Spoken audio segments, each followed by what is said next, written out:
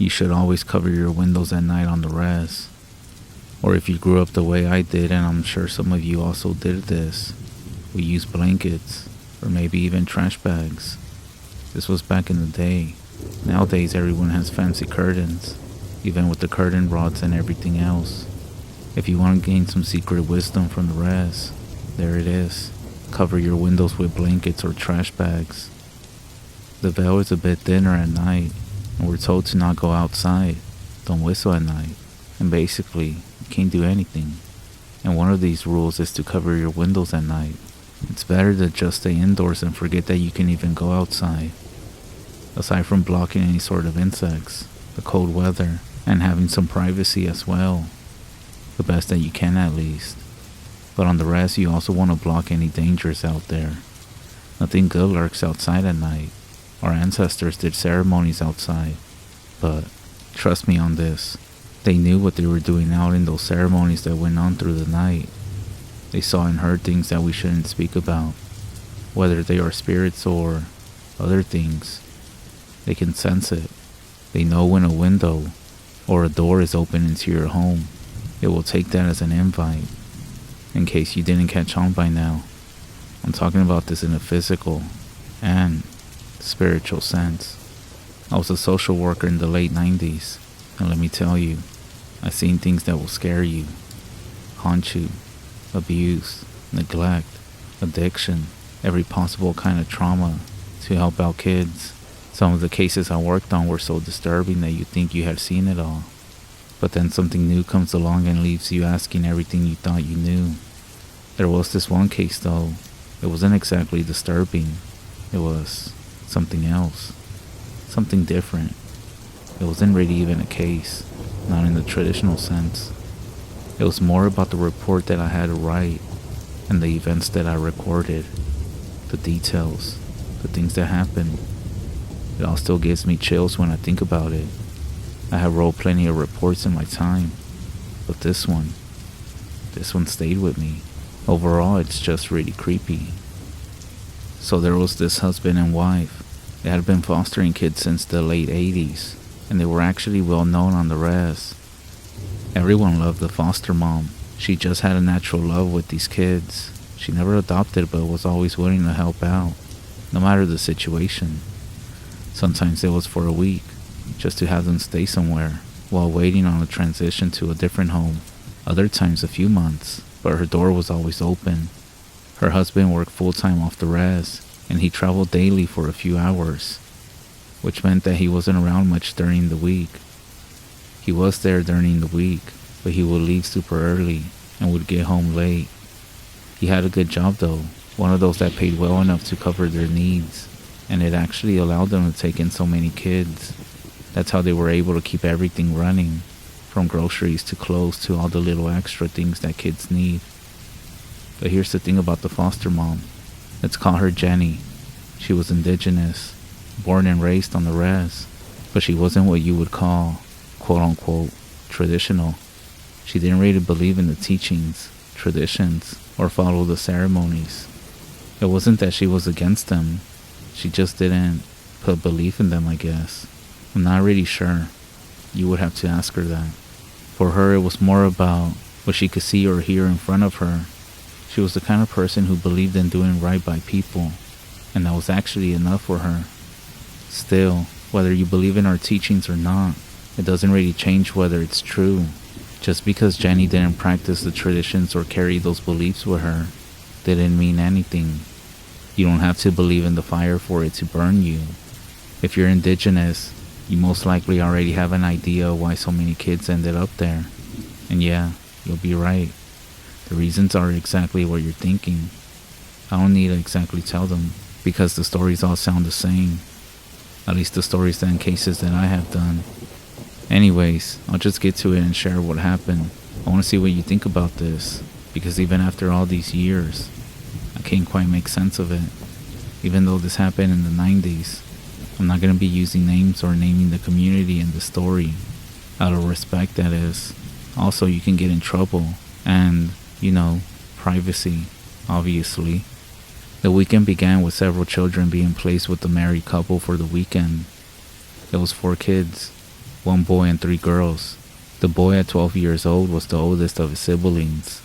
Of course, I know all the details because of logs and entries that I would have to review and such, including interviews with the kids.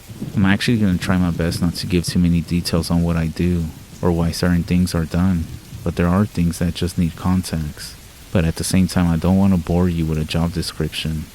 So they arrived to the home on Friday, and they spent the weekend with the couple.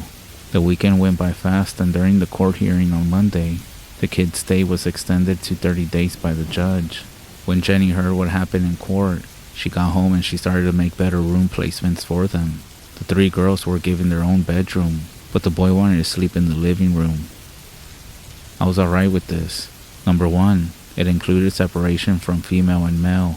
Some of the rules are that opposite sexes cannot be in the same room. Well, sleeping at least.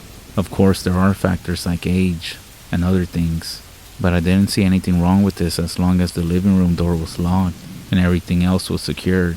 However, I did find it weird that he wanted to sleep on the couch, and when I was asking Jenny why he wanted to do this, she said he would simply shrug his shoulders. This wasn't the answer, and we later found out that he slept on the couch because it was his way of watching over his sisters. However, it was midsummer, and Jenny was concerned about the boy getting too hot. To help him stay comfy, she would leave the living room curtains open and crack the window just enough to let the cool air inside. At that time, I didn't know about this. Jenny only told me the details later, after everything happened, that is. If I had known about it, I wouldn't have approved it, not a chance. Open windows and kids involved.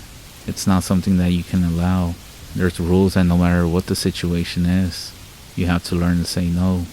However, I do have a different view on this. If a kid is going to do something, they're going to do it. You can put things in place. Kids are going to be kids. They'll find a way. Sure, you can help minimize the risk, but you just can't eliminate them completely. So things went fine and the kids began to relax. They stopped being so alert and started being kids again after a few weeks or so. They took well to their new home. Since it was summer, they would go outside and enjoy themselves during the day and talk late into the night. It took a bit longer for the boy to relax. He almost seemed to be very leader-like. I'm sure it was because of his past and what they had gone through. So he always took on the role of the big brother, almost parent-like too. He would also tell him to go to sleep, just that older brother care. Other than that, he would sleep on the couch at night. One night, he said he woke up around 4 in the morning when he heard something moving around on the front porch. As he rolled over, he saw a tall, dark figure walk in front of the living room window. As it went towards the front door, he quickly sat up and looked towards the door, watching as the front doorknob slowly moved but stopped because it was locked. The doorknob jiggled a few more times, and that's when he noticed that this thing quickly peeked into the living room window from the corner of his eye, and it quickly pulled back. He heard it jump off the porch and the sound of heavy footfalls running away. He got up off the couch and was about to open the front door to see who it was, and that's when one of his sisters started whimpering. He ignored what was going on and went to check on his sister. She was sleeping, and that's when he went back to the couch, lay down and slowly fell asleep. He eventually told me this directly in a post-interview, that he was scared, but that he didn't want to wake up Jenny and her husband because this would cause an investigation into this, and they would most likely bounce around houses again. And who knows, it was already difficult for them because there was 4 of them. The risk of them separating would be higher too. The next morning during breakfast, Jenny asked how everyone slept, just like she did every morning. The girls said they slept good, and that's when the brother interrupted and said they were lying. He said he heard one of them crying in their sleep. Jenny asked what happened, and the girl said she had a bad dream. However, she felt better when she saw her brother come into the room and check on her. So next up is Jenny asking why he was up. He put his head down, and when she asked him again, he told her that he was sleeping good when he heard something on the front porch. As he turned over, he saw something tall walk in front of the window. Jenny looked at him and said, "Are you sure?" He told her that he was, and he kept eating breakfast. She looked at him, then got up from the table and went outside. Jenny looked around for about 10 minutes, but she said that she didn't find anything. And Jenny didn't really believe him. She wasn't dismissive, but you know how kids are, especially with kids who are going through it. Their imaginations are all over the place. She assumed it was just a bad dream, or maybe a combination of being tired and the stress of adjusting to a new house. Still, she wasn't the type to ignore anything, even if she thought it was nothing. She decided to make a note of it and pass the details along to me, just to cover all bases. After all, you can never be too careful, especially with fostering. Of course, after this, Jenny started closing the window and even locking it with a piece of a 2x4. After a week, Jenny said that she was falling asleep one day, when all of a sudden, she woke up to the screams of the boy. Apparently, he was drifting off to sleep when he heard someone on the porch again. He rolled over and he quickly pulled a blanket over his head. He laid down like that and slowly pulled the blanket back down. As he did, he started screaming for his sisters and for Jenny. With his scream, everybody in the house woke up, and Jenny went into the living room, and the boy was with the blanket over his head. She went over there and he was shaking under the blanket, and he was also crying. She took the blanket off and asked him what happened. He was still crying and wouldn't calm down. He wouldn't even look towards the living room window, but he did tell her to close the curtains. Once the curtains were closed, he started to calm down. Everyone was out there by then, so she told the girls to go back to bed, explaining that he simply had a bad nightmare. Jenny sat with him until he fell asleep. The next morning, it was like the incident never happened. He got up and everyone had breakfast. It was like another day. Jenny tried to ask him about the night before, but he wouldn't talk about it. Jenny knows that with fostering kids, you have to let certain things come naturally, especially when they are speaking about how they feel or what they seen. Kids are going through so much that the last thing you want to do is have them close off. And so she figured that he would tell her eventually, maybe later that day, maybe tomorrow. So that was morning on a Sunday, and they were basically outside all day. Jenny told me that she noticed that the brother kept a very close watch on his sisters all day, pretty much not letting them leave his sight, or if they went too far, he told them to come back and stay near the house. Later that night, as they got ready for bed, the girls wouldn't go to sleep. Yes, all kids are like this. They want to play. They might be overstimulated from being out all day. So then started the famous threats, the ones that all parents tell kids. Jenny told the girls to be quiet, to go to sleep, that it was very late. She told them that she saw a coyote on the road earlier today, and that if they weren't quiet, the coyote will hear them and come up to the window. But before Jenny could finish saying this, the boy cut her off. His voice calm, almost mysterious-like. He said, "If it's not a coyote, it'll be a big black hairy thing with a goat face looking at you." Now, if you've ever been around kids, you know they can say the weirdest things out of nowhere. Sometimes it's silly or random, and everyone just laughs it off. This was at night. It wasn't one of those moments. When he said this, everybody, even the girls, went completely quiet. Jenny was processing what he just said. Finally, she said something. "What did you just say?" she asked. The boy didn't look at her, just stared at the floor and shrugged. "Nothing," he said. "No, seriously, what did you mean by that?" Jenny said. The boy just shook his head, still not making eye contact. "I don't know," the boy said, and that was it. He didn't say anything else. The girls also didn't say anything else. Jenny didn't know what to make of it. She told herself it was just the boy's imagination running wild, or maybe just something that he made up. But as she turned off the lights and tucked the kids in, she couldn't stop glancing at the windows.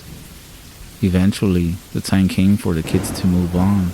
The 30 days were up, and another family was found to take them in. It was a bittersweet moment for Jenny. She had grown attached to these kids, as she always did. When doing post-interviews with Jenny and her husband, she told me that she couldn't explain why, but she felt something different. She said from that night on, she kept everything in the house locked up tight, as she should, right? But even more now. Every window, every door.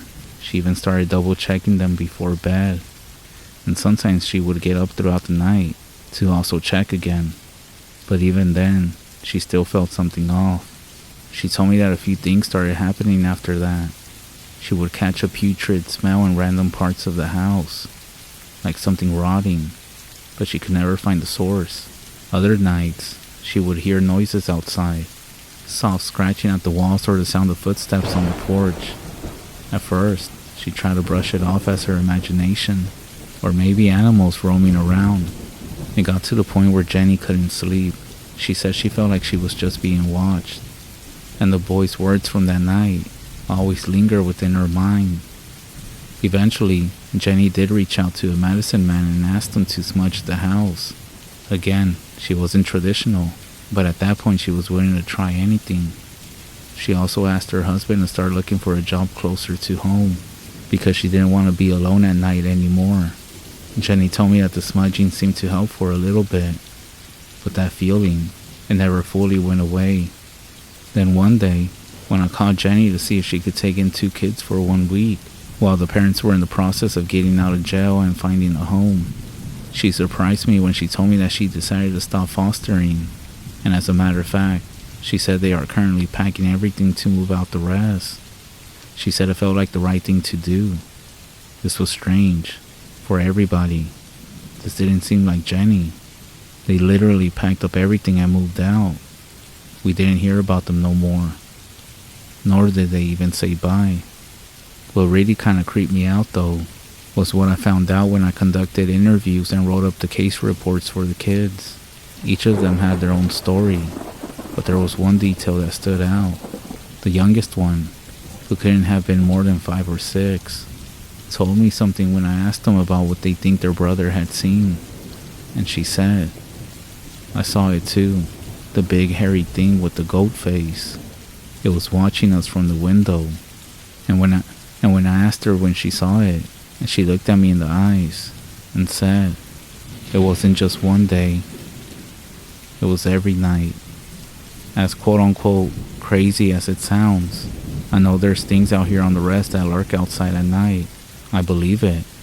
Jenny did start coming back to visit a few years ago, especially during summer. She'll come every weekend, but here's the weird part. She'll come in early in the morning and leave before it gets dark. She comes to just follow up on the kids and share hugs and moments together. They're doing fine. At least that's what they told me. I'm no longer a social worker. I'm actually retired now. But this is one of those cases I'm not gonna forget. I guess because I hear so much what these kids go through. But when it's something different, it doesn't just stay with the kids. With Jenny, it also stays with me. I swear, I can't even look at a window at night the same way. Even with curtains and blinds, I just stay indoors. And you should too.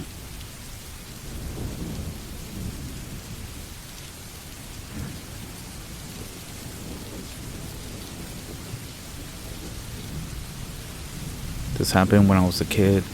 It was back in the late 80s, maybe around the 90s. It's hard to remember at this point, but I was around 15. I was living in North Carolina. I stayed in the inner city and was getting into all the wrong habits, causing trouble at school and other places.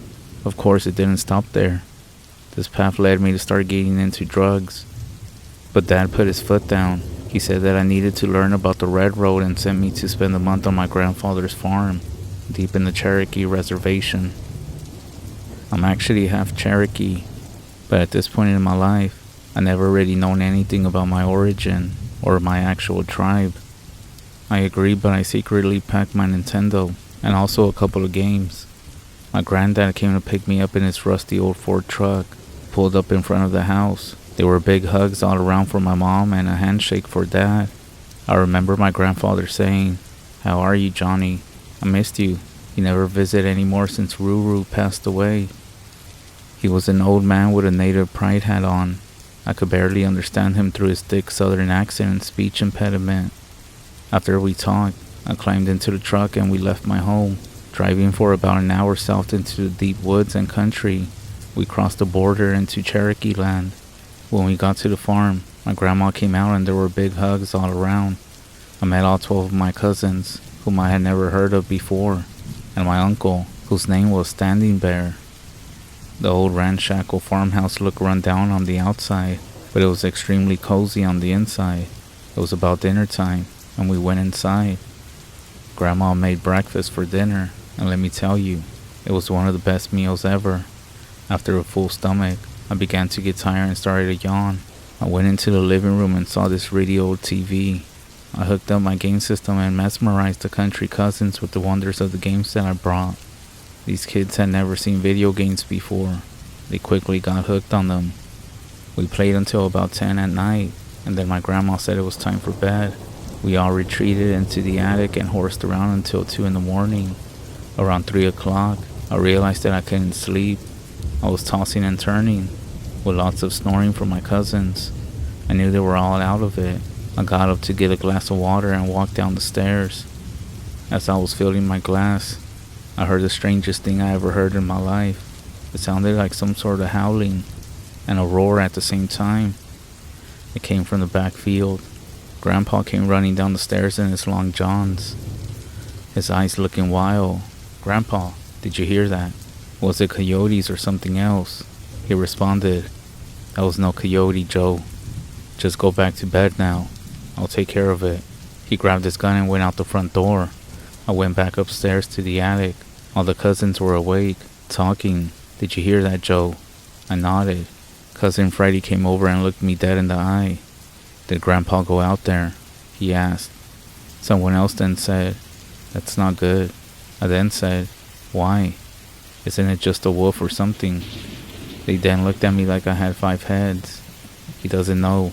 Should we tell him?" "Nah, if Grandpa didn't tell him, then he don't need to know." "Guys, what's going on?" "Just go to sleep, Joe. It'll be fine," one of them said. Around 4 in the morning, I was still up when I heard 2, 3, then 4 shots from the same way that Grandpa went. I then heard that crazy howling noise again. I decided he had it handled, and then I tried falling asleep, but I couldn't. After what felt like an eternity, 5:30 rolled around, and my cousins all started to wake up. "Come on, Joe, get up. We gotta go muck the horse stalls." I got dressed and went downstairs. My grandma had once again outdone herself. Breakfast with ham steaks, grits, and biscuits with gravy. After eating, I went outside and my grandpa was in the backhoe, digging a huge pit in the backyard. There was something wrapped up in a tarp a few feet away. He turned off the backhoe and hopped down from the seat. "Something came over the fence and killed one of our cows last night. I don't want any of you going out past sundown anymore," he said. Everyone agreed and said yes. He nodded and said, "Now help me get Crooked Arrow in her hole before the flies come." We heaved the dead cow, tarp and all, into the grave. Grandpa then got back on the backhoe and buried her. While we were mucking horse stalls in the barn later that morning, I overheard a conversation between my cousins. "Should we tell him yet?" "Guys, shut up. Roxy, Grandpa doesn't want him to know yet." I then thought, what the hell is going on? But I just continued shoveling. At some point, my cousin Roxy came over to my stall to show me how to properly muck a horse stall. She got really close and suddenly pinned me against the wall. "How much do you know?" she asked. I then said, "What?" "Quiet down, or they're gonna hear you." "What do you mean?" "I know math and history and stuff like that," I replied. And Grandpa said you city people were smart, but I'm talking about the spirit, dumbass, she said. "The what?"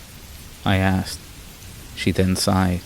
"It's called a Wendigo, a forest spirit. It eats people and animals. We don't get them around here, but this one has been in the area for about a week now. Grandpa refuses to call the tribal council. He said he's gonna handle it himself." I didn't even believe her at this point. I was still thinking it was just a wolf out there, and that everybody else was overreacting. She then said, "So we need to do something. If this thing keeps killing cows, we won't have anything to make money off of." "So, what do we do?" I asked. "Grandpa won't let us help," she said, "but I think I can change that." We finished mucking the barn and then went outside. My cousins showed me the lay of the land, the fields, the woods, everything. It was peaceful and serene. Then they brought me to a fire pit in a clearing. and everyone sat around it in a circle. Cousin Freddie lit the fire and said, "Alright, it's been brought to my attention that the Wendigo has come to our land. Grandpa won't tell us the truth, but it's pretty obvious. What are we gonna do? Why don't you explain things to Joe first? He most likely thinks that we're all crazy." That's when they told me everything they know. Apparently, this thing that killed the cow was called a Wendigo. The Cherokee had told legends of it for generations. At this point, I still didn't believe them, but I was starting to think that what was out in the field and what killed the cow wasn't a coyote or even a wolf. We finished talking and Cousin Roxy pulled a cigarette out of her pocket. By this point, it had been days since I had a smoke, so I asked, "Can I have a drag, please?" She then said, "Shut up, this here is important." She broke it open and scattered the tobacco into 4 little piles around her, north, south, east, and west. I still had no idea what was going on. She then said, "It's an offering for the Great Spirit, so that he will guide us in these times." I then said, "Oh, I see. It's some old tribal stuff."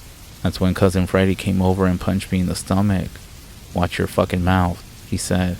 "This is what we believe around here, so get used to it." After the fire died down, we went back inside the house. Lunch was ready, corned beef hash with collard greens. We played some Nintendo until dinner, and dinner was the full fried chicken treatment. It was amazing. After dinner, we all sat around the table, talking as Grandpa told us how he lost his big toe. Then I heard the howling noise again from the back field. Everyone went silent. Grandpa got up and grabbed his rifle again. My grandma looked worried. She then said, "James, don't go out there. It's dangerous." He then said, "I have to go before he kills one of the oxen or the horses. I have to." "Then why don't you take Jen with you? Don't go alone." My uncle, Standing Bear, got up and grabbed his gun from his jacket. Grandpa looked around the table at us. Myself and every one of the cousins were on our feet, staring at him. He then said, "Alright, listen up. There's something out there that's killing the animals.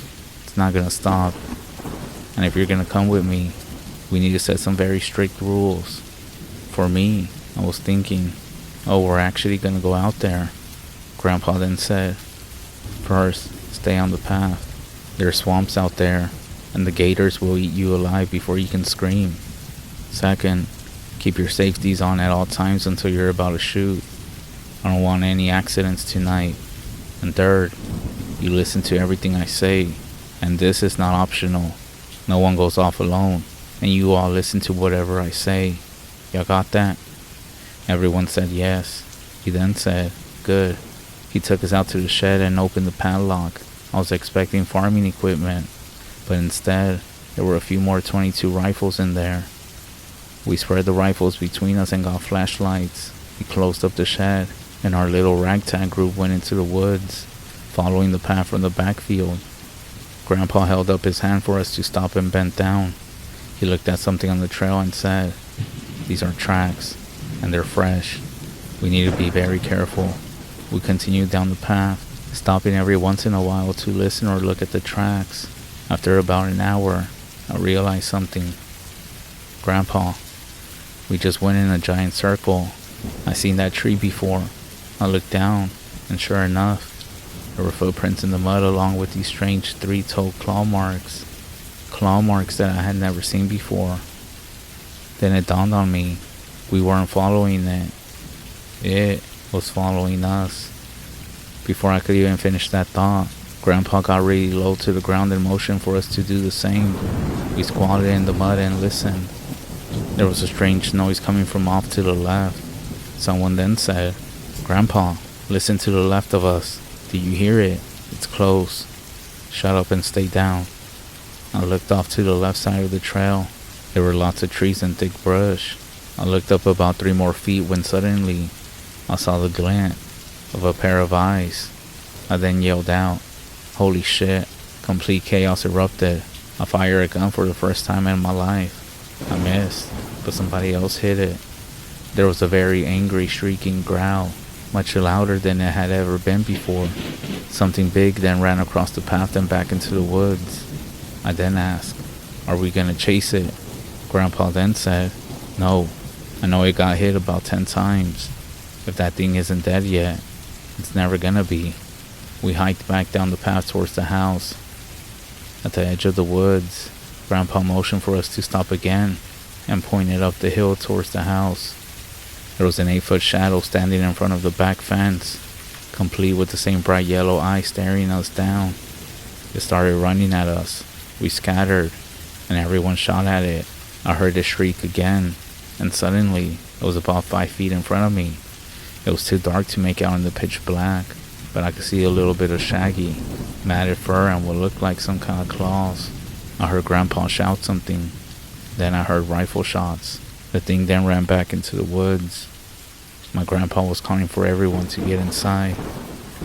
My grandma did ask if we got it. My grandpa shook his head. My grandma sat at the table and said, "We're safe here. You can't come in without asking for permission." I then said, "I thought that was with vampires," trying to make a joke.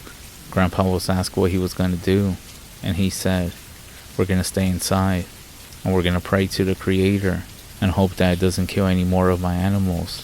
Gene, get the tribal council on the phone. Tell them that they need to send someone out here as soon as possible." The next day, Grandpa took me home in his truck. As we sat outside my house with the engine running, he gave me a hug and said, "I know that's not quite what city life is like, but it was good to see you." Then he asked me not to tell my dad about this. He won't believe me, and he'll never let you come see me again. Get up, I gotta go pick up some bread. And to this day, that was the most eventful and scariest summer of my life.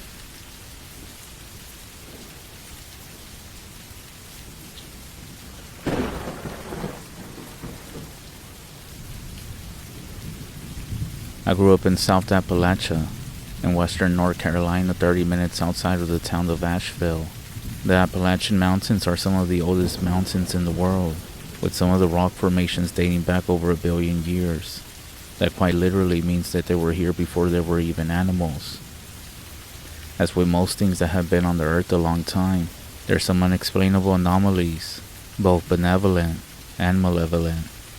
For example, the brown mountain lights. Never in my life have I felt fear, uneasy when seeing them from wise men's view. They're not good or evil. They're just, I'm not sure, strange, I guess. On the benevolent side, sometimes when you walk through an abandoned old church, up near mom and dad's property line, you can feel good, warm, and happy energy. It's like that first warm day of summer when the sunshine is not too hot, nor too cold. Well, this story is not about one such anomaly. It's about something that was definitely malevolent. About a decade ago, I was in night school up in AB Tech, going to school for automotive mechanics. I would go into class at about 2 p.m. After I got off my part-time job, I would end up getting home about 10:30 p.m., depending on traffic, that is. Every night I drove the same road, in my old 1973 Dodge pickup. Some nights it would get rather boring, and so I would take a different way, jump off I-40, and drive the back roads. On this evening, I chose to just stay on I-40 because I wanted to get home and go to bed. It was Thursday and there was no class on Friday, and I wanted to go to sleep early, so I could go out into the woods and go hiking early tomorrow morning and watch the sun come up. As I jumped off of I-40 onto the exit where my parents lived, the night just seemed to get darker and none of the animals that I could hear through my roll-down windows made any more noise. The cab of my truck became smaller and smaller. I'll tell you this, I never faced any kind of anxiety in my life. But at that moment, something felt off, and there was no way I could put my finger on what was going on. I came to a stop on the exit ramp.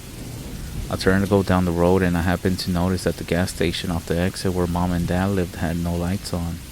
It was a 24-hour truck stop, but I didn't think about it again after noticing.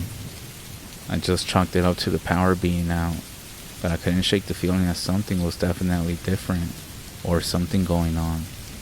I slowly shifted through all of my old truck's gears, not wanting to make any more noise than an old pickup already did. I leaned over my steering wheel to look up at the moon through the windshield, and there were barely any stars visible, which wasn't normal. If you ever been up here, especially the populated areas where I'm from, You can actually see the Milky Way on clear nights. An absence of stars back home is only because of a cloud cover. As I went through a sharp left-hand curve and went through a stretch before the next right-hander, I looked at the ancient, decaying barn, the one that I always gazed at when riding a stretch of road, and I thought about how long that thing had been there. My gaze wandered. That's when a very large, sickly-looking dog ran out in front of my truck, no more than 10 feet in front of me. I heard the fence post I had left in my truck bounce up and out of my bed, and then back into it as I slid to a stop. My first thought was, oh God, now I have to go tell these neighbors that I ran over their dog. It doesn't go real far with people around here. It can really kind of set them off, depending on the dog and the person. As I sat there taking in the smell of burning rubber, something else found its way into my nose. The stench of rotting flesh. It's not a smell you'll ever forget once you smelled it one time. I didn't pay much attention to it at that time. I just chalked it up to some rotting roadkill nearby. Finally, I thought to myself, let me go check and see who this dog belongs to. I pushed my clutch in. I shifted to reverse, and as I looked into my rear view, illuminated by the glow of my reverse lamps was the same dog, only it wasn't on 4 legs anymore. It was now standing, like a man almost 10 feet tall. Only then did it dawn on me that the front of my truck was every bit of 5 feet tall, and this dog was every bit of 5 feet tall at the shoulder on all 4s. As it turned its head to look in the direction of my truck, I caught only a glimpse of whatever this thing was. A creature. It wasn't a dog, and it wasn't a man. It was somewhere in between, and at the same time entirely separate altogether. Its skin was hanging loose off its thin frame, like a raccoon. Bits of matted fur and dirt and mud was clinging to its legs like a disease. The right arm seemed a little bit longer than the left, and they both hung very low, in relation to either animal this creature seemed to be. As it regained its senses, at least that's what I think, it turned and looked into the mirror like it knew exactly where I was sitting at. The face was that of a man, but the very edges of its face seemed to not be totally defined. They seemed to move and change like something you would see in the Sci-Fi Channel. There were no eyes, but only sockets where eyes should have been. No hair, and the skin that was dripping off its face was a cold, lifeless gray color. The nose was short and shoved into its face, like a bulldog. And the teeth, they still give me nightmares.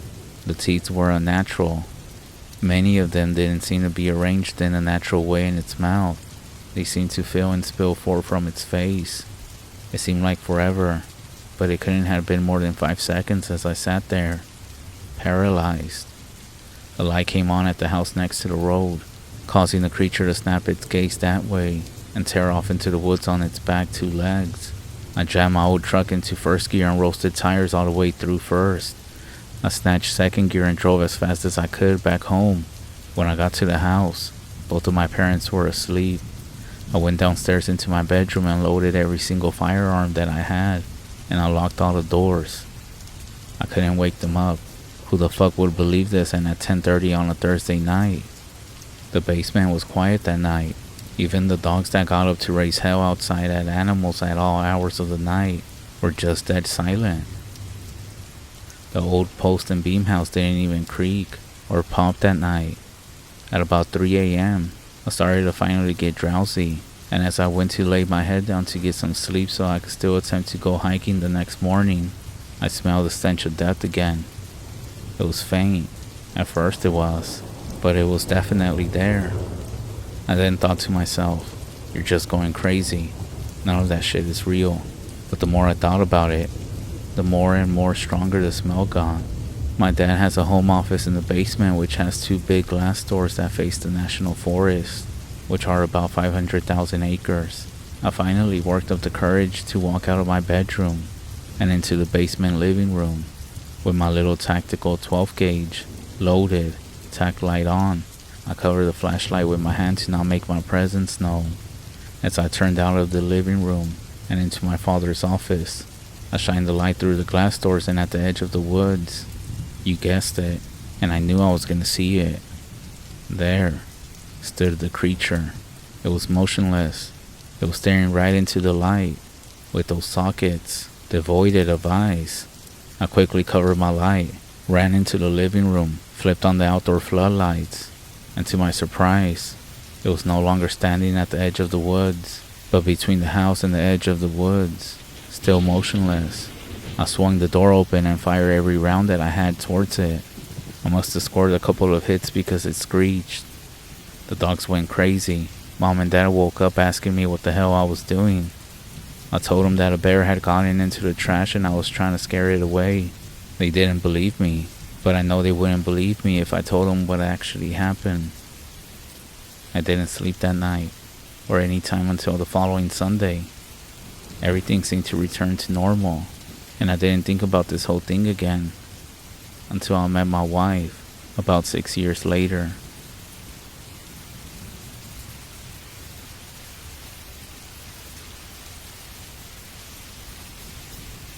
Her mother's house sits at the mouth of the holler no more than 5 or 4 miles up the road from where my mom and dad are at. No longer in use, and they haven't been used in years. The fence is still there and the concrete pad is still there. It's a thing of great use when you need to quarantine an animal. Her Great Pyrenees had gotten into a situation with a raccoon, which of course he destroyed, but his rabies vaccine had been long overdue, so we had to keep him quarantined for some time. It didn't really bother him. He kinda liked solitude. On this night that we were coming home from a movie date from a nearby town was the last night of quarantine for him.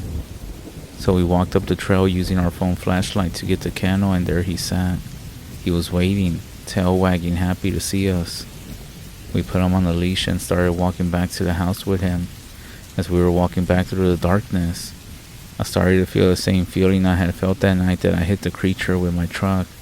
I didn't say anything so as not to alarm my wife, but then the smell came, and she jokingly asked me, "My God, what did you eat? You stink." I did a half-assed laugh, not being able to fully appreciate the joke for the fear that raged within my mind. She immediately noticed this and asked me what was wrong, to which I could only reply, "I'll tell you later." She did grow up in the woods and around hunting and things of that nature, her whole life actually, so she knew what I meant. She knew that somebody was watching us, or something was. You see, when you're raised up here, there's rules and things you just know when you're out there in these lands and woods. When we could see the light of the house from the trail to the kennel, we heard it. There came barking from the kennel that sounded just like the dog that we had on the leash next to us. The Pyrenees, being a guardian dog, quickly sensed that something was wrong, and so he turned to face the noise, letting out some deep barks and growls towards it. I'm not sure if you ever had to drag a 150-pound dog, but it sucks and it's no easy task. I'm 6 feet tall and 240, and it was all I could do to get him back to the house. The barking never ceased the entire time that we were running towards the house. In fact, it seemed to grow closer and closer, until it seemed like it was coming from inside my head. Her mother heard the commotion and flipped the floodlights on as we made it to the fence of the yard, and that's when I caught a glimpse of something coming to a dead stop at the end of where the light finished. Wheeling around and turning off back into the darkness, my wife then looks at me and says, "Do you want to tell me what the fuck that is?" To which I simply reply, "Yes, let's go inside." I told her the story and she listened. Her family came from a long line of granny witches and other supernatural healers of the Appalachians, so her older sister came over the next morning with some herbs and chants to bless the property and to ward off the evil. I suggested that we go up to the dog kennels and do them as well. When we got to them, they were destroyed. The very concrete foundation was cracked and the chain link fence was torn off its post.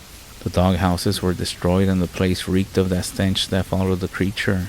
My wife's older sister just went about her business like normal, blessed the place, burned some herbs, and led us back into the property. When we got inside the house, she told us very firmly to never go into the woods after dark, not until this thing has left me alone. To make a long story short, my wife joined the military and she ended up getting stationed in Delaware. Well, as someone who's lived around fairly large mountains and endless wilderness their entire life, Delaware is actually terrible.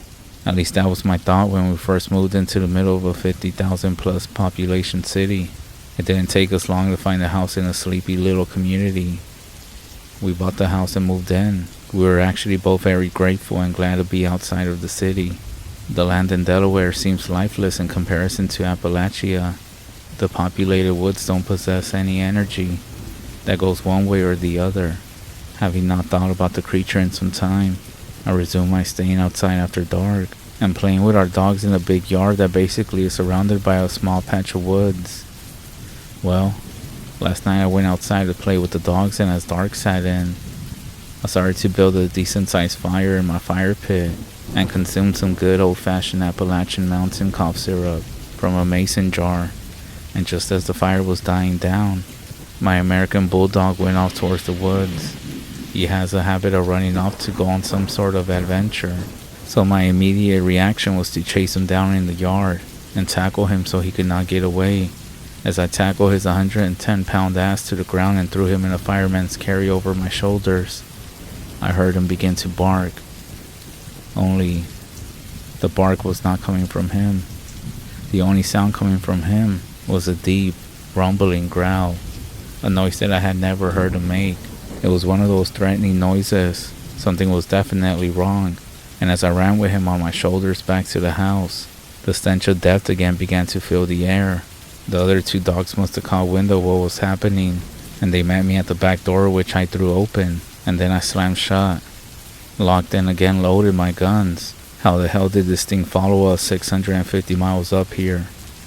As I flipped my floodlights on, at the back side of the house, several of the bushes and small trees at the forest's edge were still shaking, like something had just run through them. My dogs went crazy all night, barking and howling and attempting to get out the windows. I didn't sleep a bit, and I don't think I'm gonna sleep for a while. Time has passed and I'm not sure what followed me from the first night, why it's even targeting me, or what's going on. But all I know is that everything started in Appalachia. I know one thing's for sure: I won't be in the woods after dark ever again in my life. Not until this thing, this demon, or whatever it is gone.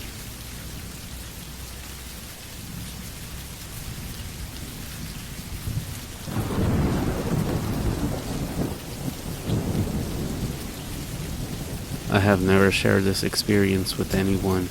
This will be my first time ever telling this story, but when you're in my line of work and start telling ghost stories, you get looked at pretty funny. But here it goes. I'm actually a sheriff's deputy from a region of the South. I have been on the job for nearly 10 years, and this incident happened back in 2014. I had been on the job for 3 years at that time. The town where I grew up and still live today was small. It was a low population. It's one of those communities where everybody knows mostly everybody.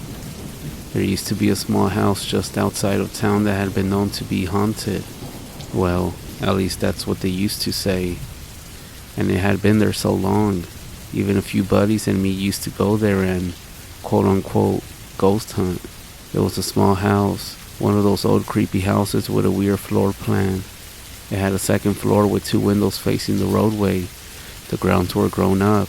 It also appeared to be abandoned for many, many years. The rumors that we all heard as kids when we learned about the place was that the lady who used to live there actually hung herself in the front yard from one of the large oak tree branches, which ran across the path to the front door. Of course, we never believed the lady really hung herself there, but the feelings you would get just walking onto the grounds would send a chill up your spine. All of the times my friends and I went there, nothing ever really happened.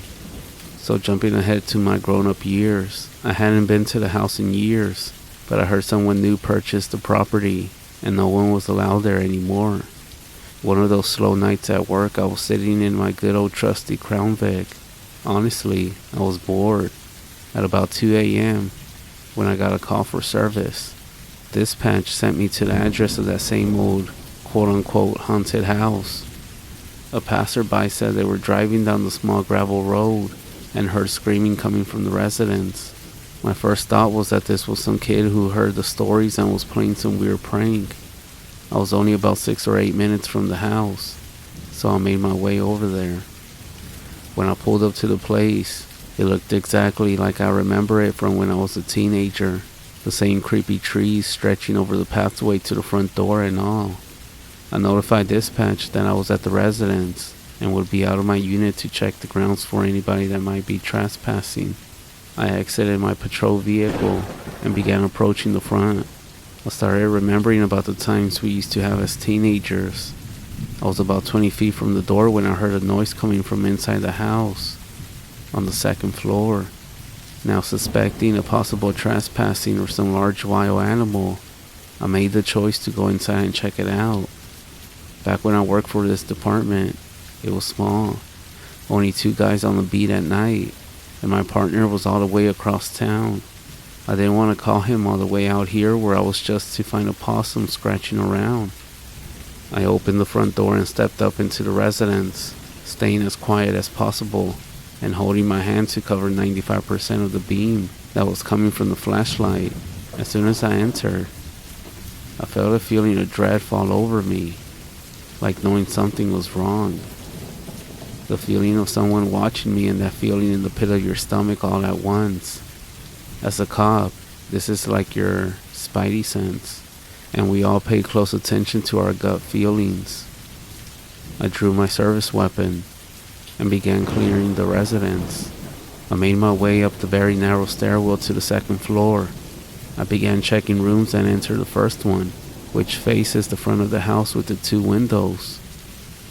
Upon entering, my spine went cold. Something about this room made me feel uneasy. The hairs on my neck and arms stood up worse than I had ever felt before. I swear, I heard a voice when I was in that room. It was a whisper, but I chalked it up as my mind playing tricks because of the creepy feelings I had. I finished checking the residence and found nothing. Nobody, no animals. The house was empty. I made my way outside and that feeling of somebody watching me got even more intense. As I walked to my car, I periodically turned to shine my light behind me. That feeling of being watched was really getting to me, but I saw nothing. As I approached my patrol vehicle, I felt a little bit more at ease, maybe for a sense of safety inside a cruiser. I reached down and pulled my key from my duty belt to unlock the door. I slid the key into the lock and looked back towards the house as I was unlocking the door, and that's when I saw her, dimly illuminated by the moonlight in the far right window on the second floor, was a woman, just standing there, staring at me. She was pale and wearing a long black dress that seemed it would date back to the early 1900s. Her gaze was fixed on me. I froze, not because of the fear, but a mixture of my mind processing everything from, is this an actual ghost, or is this a trespasser? Should I go back inside? Then reality set in. I had just left from inside the house moments before. She was in there. Then I realized this was the room I felt so uneasy, where I thought I heard a voice. I felt sick to my stomach. I blinked my eyes hard and rubbed them with both hands. When I opened them, she was gone. I quickly opened my door and got inside my vehicle. I sat there for a second to gather myself before driving. I reached up and pulled the shift handle into reverse and turned on the headlights. As the headlights shined on the front pathway, she was standing there, about halfway from the road to the front of the house, just staring at me. I backed away quickly from the driveway and left the area. I can't explain to you what I saw that night, but I know it was no natural in the normal sense of how we understand things. Most of you can understand why. I never told this story before, but it was one of the creepiest things I ever experienced. I learned about 6 months after the incident that the new owner had the house torn down, so I don't think I will ever understand. But I do often wonder if the voice I heard was that lady asking for help, or did she have other intentions?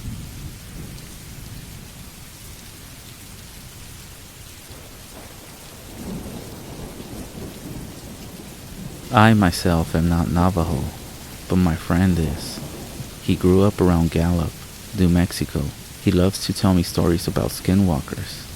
He knows it gives me the chills. According to him, they are not like werewolves, but are dark spirits that use the skins or even the flesh of anything living that may serve its purpose. They will also use animal parts as totems. For example, they will take the claws from a bear or the antlers from a deer. They are known to come after humans too, but he says that's a native thing and that white people have nothing to worry about. He says the only way to make it stop bothering you is to take away its disguise. The scariest story he tells is about this Navajo trucker that his father knows. Every night he makes the long run to the reservation from Gallup. One night, when halfway there, he hears a loud noise against the front passenger side of his truck. Thinking he might have hit something, he pulls off to the shoulder of the road to take a look, but he finds nothing, not even a mark or dent on the fender. So he gets back on the road and resumes driving. But only a few seconds later, he sees something in his rear view mirror towards the middle of the road and moving up on him. And it's not another vehicle. Then, just as suddenly as it appears, it's gone. Shrugging it off, he goes back to paying attention to the road. With his semi going about 60 miles per hour, he chances to look in his mirror, and again, he sees this thing chasing him, and it is moving fast. Just like that, it's at his driver's door, and holding onto the handle and striding along. Then, without warning, it turns to him with its dog-like face and dull, dark eyes, and smashes in the window. The driver slams on the brakes. The cab of the truck goes into a slide, the trailer jackknifing past him. The whole time, this creature is holding on to the door and reaching in through the broken window trying to grab him. Somehow, the truck comes to a stop, blocking both lanes of the road straight across. The driver is so scared, he doesn't even notice the creature is gone, and instead throws the door open and runs off into the desert. Now, he must have passed out or something, because he awakes with the sun coming up and finds himself huddled by this rock formation. He's dusty, a little dirty, and missing his shirt, but is otherwise unharmed. Sitting there gaining his bearings, the events of the previous night come back to him. He gets up to his feet, dusts himself off, and walks out back to the highway, not knowing what to expect with his truck. However, as he reaches the road, he sees it parked as neat as it can be there on the shoulder. When he gets up to it, he sees there's nothing wrong with the driver's door window. It's as if he imagined the whole thing. He does notice, however, a series of small scratches on the driver's door all around the handle, as if something was clawing at it. These marks were not there previously.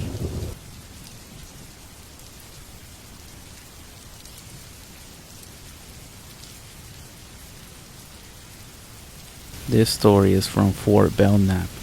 Two of my friends and I are by the street in front of my house, hanging out and talking. I noticed down the block, a ways underneath the halo of the street light, there's this dog.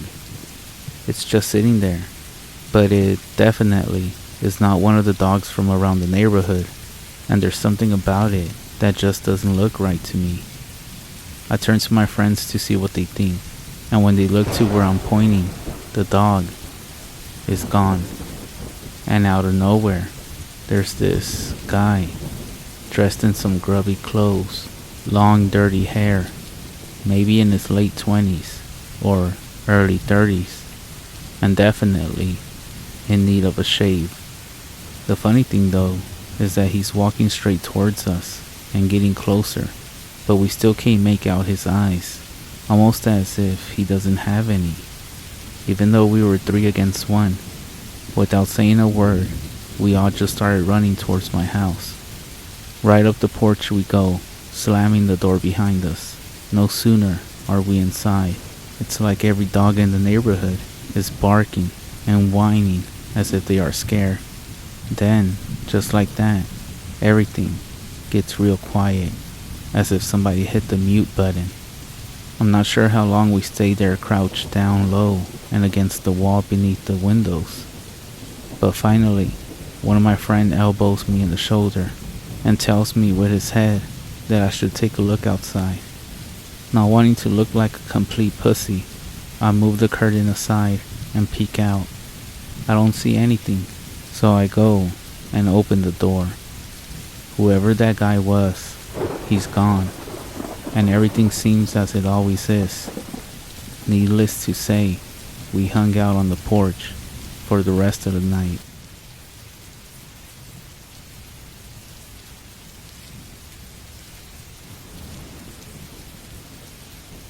In the 1980s, when I was around 7 or 8 years old, my dad's father died. He lost a long-fought battle against cancer. I hate to say it like this, but I remember my family feeling relieved. The stress and pain my grandfather suffered was finally over. Now, my grandfather had been a man who saved his money, but never came around to spending it. And as my grandmother had long since passed, my father received everything from his father's will. My family received over $60,000 in the will, and after some time planning with my mother, my dad decided to put it towards his dream house. He wanted to return to the country lifestyle he grew up in. He thought the fields and woods would be a better place to raise my older brother and me. Soon, my parents bought a beautiful ranch-style home with 80 acres of land, much of which still had to be financed, but what they did receive from the will did cover most of it. I remember when I first walked through the doorway of the new home, it smelled like it was well-kept wood, the smell of freshly cut grass coming from the front door. My mother left it up to my brother and me to decide between ourselves which room belonged to each of us. This would be the first time having a room to myself. I was so excited that I didn't even care which room my brother picked. I do now wish, though, that I would have cared. I ended up with the room furthest away from my parents' room. This room was sizable, with 2 windows overlooking the fields outside. It also had a big closet that I had no idea what to do with. Lots of space for a boy who kept his clothes in a dresser. It was on the very first day there when strange occurrences began. Having told our parents which rooms we decided on, we started to unpack separately in our rooms. I was sitting in the back corner of the closet of my bedroom, figuring out how to stack my collection of board games, which were the only things I could think of to place in there at the time. I left my closet door open, as well as my bedroom door, so that the lights from the house and from outside would shine into the closet. The closet did have its own light source, one of those light bulbs with a pull string, but I had trouble reaching it, so I didn't even want to bother with it. I remember having just set down my Monopoly box when the closet door slammed shut. Instantly, I shot up and turned around. Without any light from the outside, the closet was pitch black. I called out my brother's name, assuming he was joking with me, but there was no reply. I ran towards the door, using the crack of light at the bottom as my guide. Then I looked around for the doorknob. I was relieved when I found it until I tried to turn it. It wouldn't move. It didn't make sense. The closet door didn't have a lock on the inside, or even on the outside of it. Why wouldn't it turn? As a scared kid, I could only assume my older brother was on the other side holding the doorknob still. We liked to joke with each other as all brothers do, but he had never been one to prank me like this. He was as much scared of the dark as I was. Moments after realizing that trying to open the door was pointless, I turned back towards the center of the closet. I reached my hand upwards, looking for the string to the light, or rather the feeling for it. It was difficult for me to reach out, but I knew if I could just feel the tip, I could jump up and pull it down, and the darkness would disappear. The longer I stepped blindly through the dark, the faster my heart was pounding. Being engulfed in darkness was a nightmare come true. Little did I know things would get worse. I did finally feel the small end of the string. Before I could jump up and try to pull the cord down, I felt something that took my breath away. An icy, cold hand from behind me. It placed itself on my neck and slowly ran up my cheek. I jumped and screamed so loud some of the blood vessels in my face busted. I practically tackled the wall next to me to get around the thing that had touched me. Quickly I got towards the door and began to pound against it, screaming for anyone that might hear me. Moments later, my dad pulled the door open from the other side. I nearly fell on my face. I crawled out and quickly looked back into the closet. The darkness now cowered away from the light that flowed back through the open door. My dad picked me up and embraced me and looked at my face. Buddy, did you lock yourself in there? Jeez, look at your face. He wiped tears away from my red cheeks as he carried me to his and my mom's room to comfort me. I couldn't bring myself to tell him that the door didn't have a lock, but I was able to tell both of them what happened in there. But they blamed it on my intense fear of the dark. Specifically, my mom said, being that scared can make you see or feel things that aren't there, honey. She compared it to seeing figures or faces in the dark, when what you're actually looking at is a coat rack or a chair. As much as I love my parents, I didn't agree with what they said. The hand that I had felt was real, and I remember it clearly. Even now, that hand was not my own, nor was it my imagination. Later on, when Dad went to my closet one night to grab one of the board games, I watched him do a double take when he opened the door. It was the first time he had actually taken a look at it. My dad looked at the doorknob over on both sides and raised an eyebrow. "Hey, buddy," he said as he checked out the closet door. "If you go in here, make sure you don't close the door or you might get stuck in there again. There's no lock, so it's most likely just warped or something." I nodded and did my best to believe him. Over the next few months, small but weird and creepy things would happen, especially in that part of the house towards my room. Dirty clothes that I would lay on the bedroom floor would often end up in the closet floor the next morning. When I began closing the closet door every night, out of fear of the darn thing, it would always be open in the morning. One day, when I was out playing after I had cleaned my room, my mom called me back inside, absolutely furious. When I went back inside to my room where my mom was, she was upset because of how trashy my bedroom was. She thought I hadn't cleaned it, but the state it was suddenly in was worse than I had ever seen it before. Every drawer in my dresser had been pulled out and dumped out. My blanket and sheet from my bedroom had been pulled off and tossed over the closet door, which was now open. Inside a closet were hundreds of board game pieces, as someone had dumped each of the boxes out onto the floor. I was shocked, but no matter what I said to my mom, she wasn't having it. She demanded that I clean my room before I was allowed to come out of the room.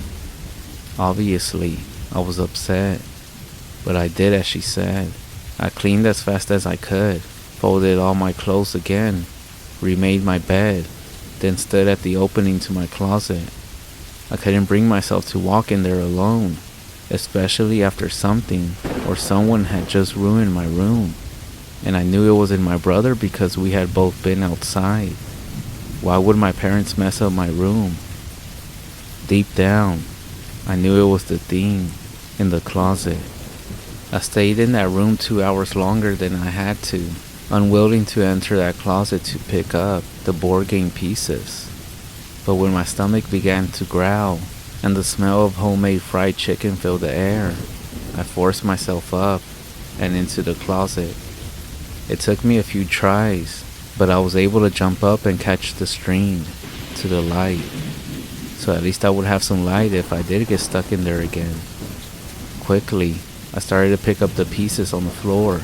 It was a pain matching them up with the right boxes, as about a dozen different games had been mixed up. Every few seconds, I glanced at the closet door, making sure it stayed open. I thought nothing could happen if the light was on. I was wrong.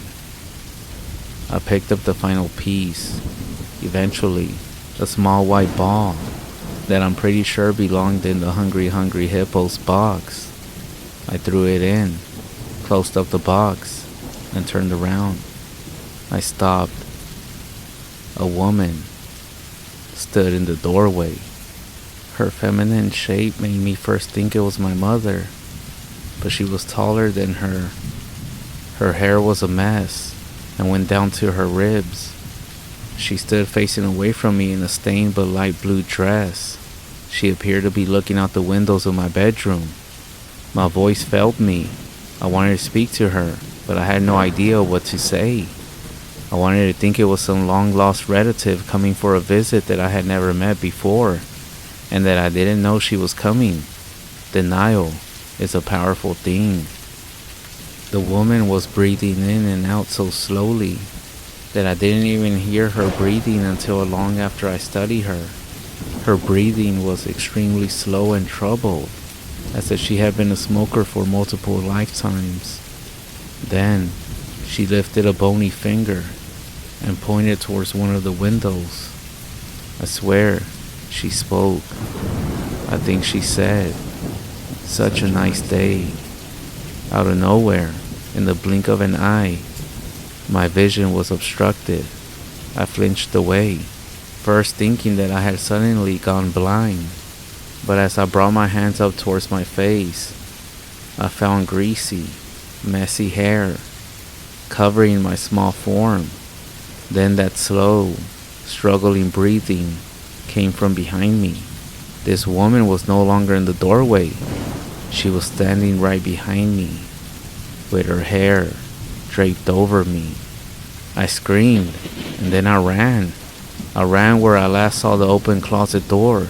And Jesus, this sounds crazy, but the few feet I ran to escape that closet, each inch of the way, I was going through that hair. Her breathing stayed in the same spot in the closet, but the hair seemed infinite, as if it was no longer coming from her head, and instead hanging from the ceiling. Only when I bursted out of the closet did the hair finally come to an end. I turned to shut the door and found once again the closet empty. These are a couple of my most terrifying experiences with what I would eventually refer to as the Witch of Donner Farm. Donner was the name of one of the previous owners of the land. I wish I could tell you that I figured out who she was, that we ended up moving, and that it all stopped, but we didn't move, and it never did stop. It would happen randomly, and things might calm down for months at a time, but she was always there, seemingly preferring my side of the house. The experiences only stopped after I moved out at the age of 20. If you want to hear more of these experiences, let me know. I'm sure most of you won't believe me.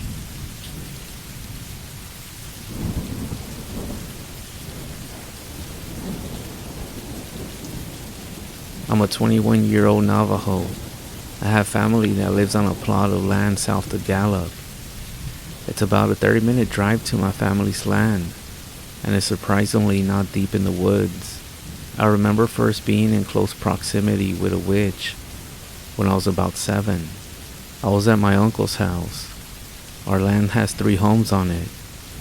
His, my mom's, and his girlfriend. They were drinking, and my uncle went to relieve himself out the front door. I remember he freaked out and said there was a skinwalker outside.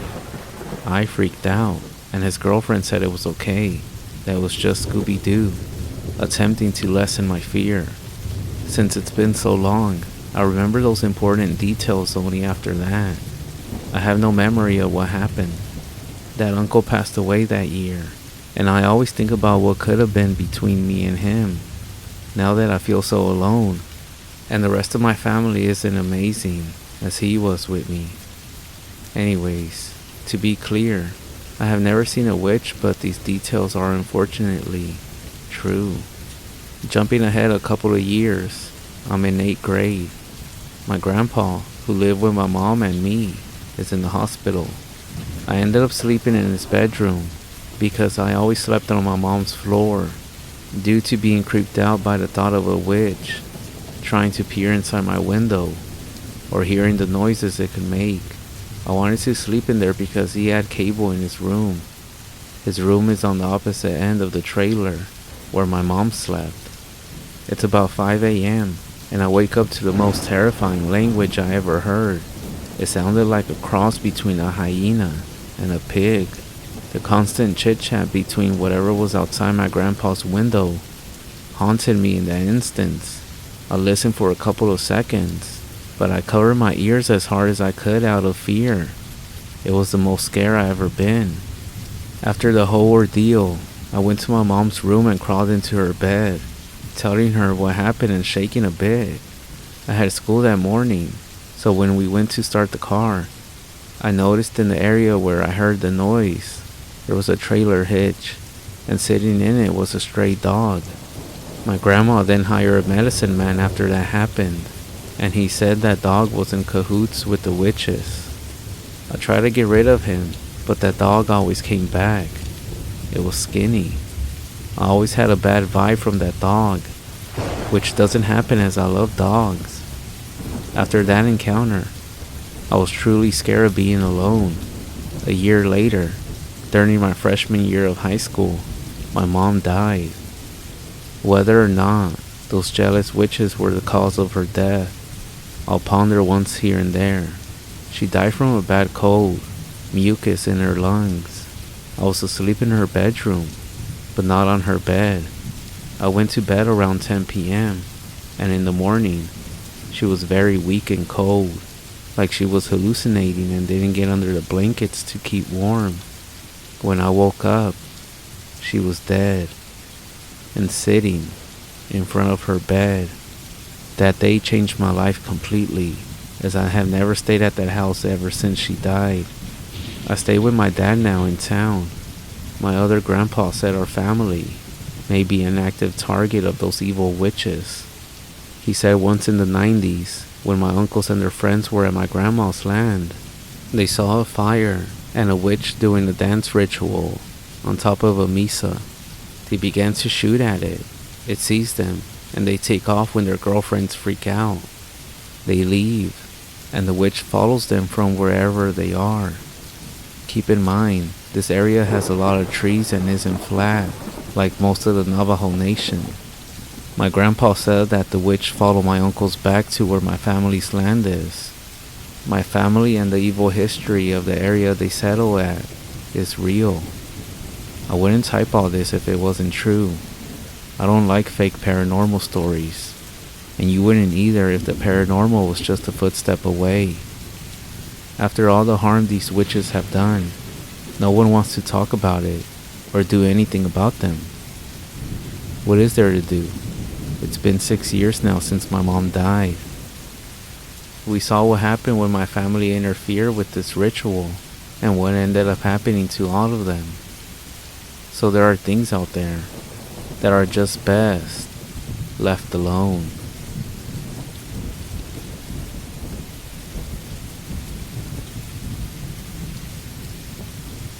I live in the downtown area of a major Texas city.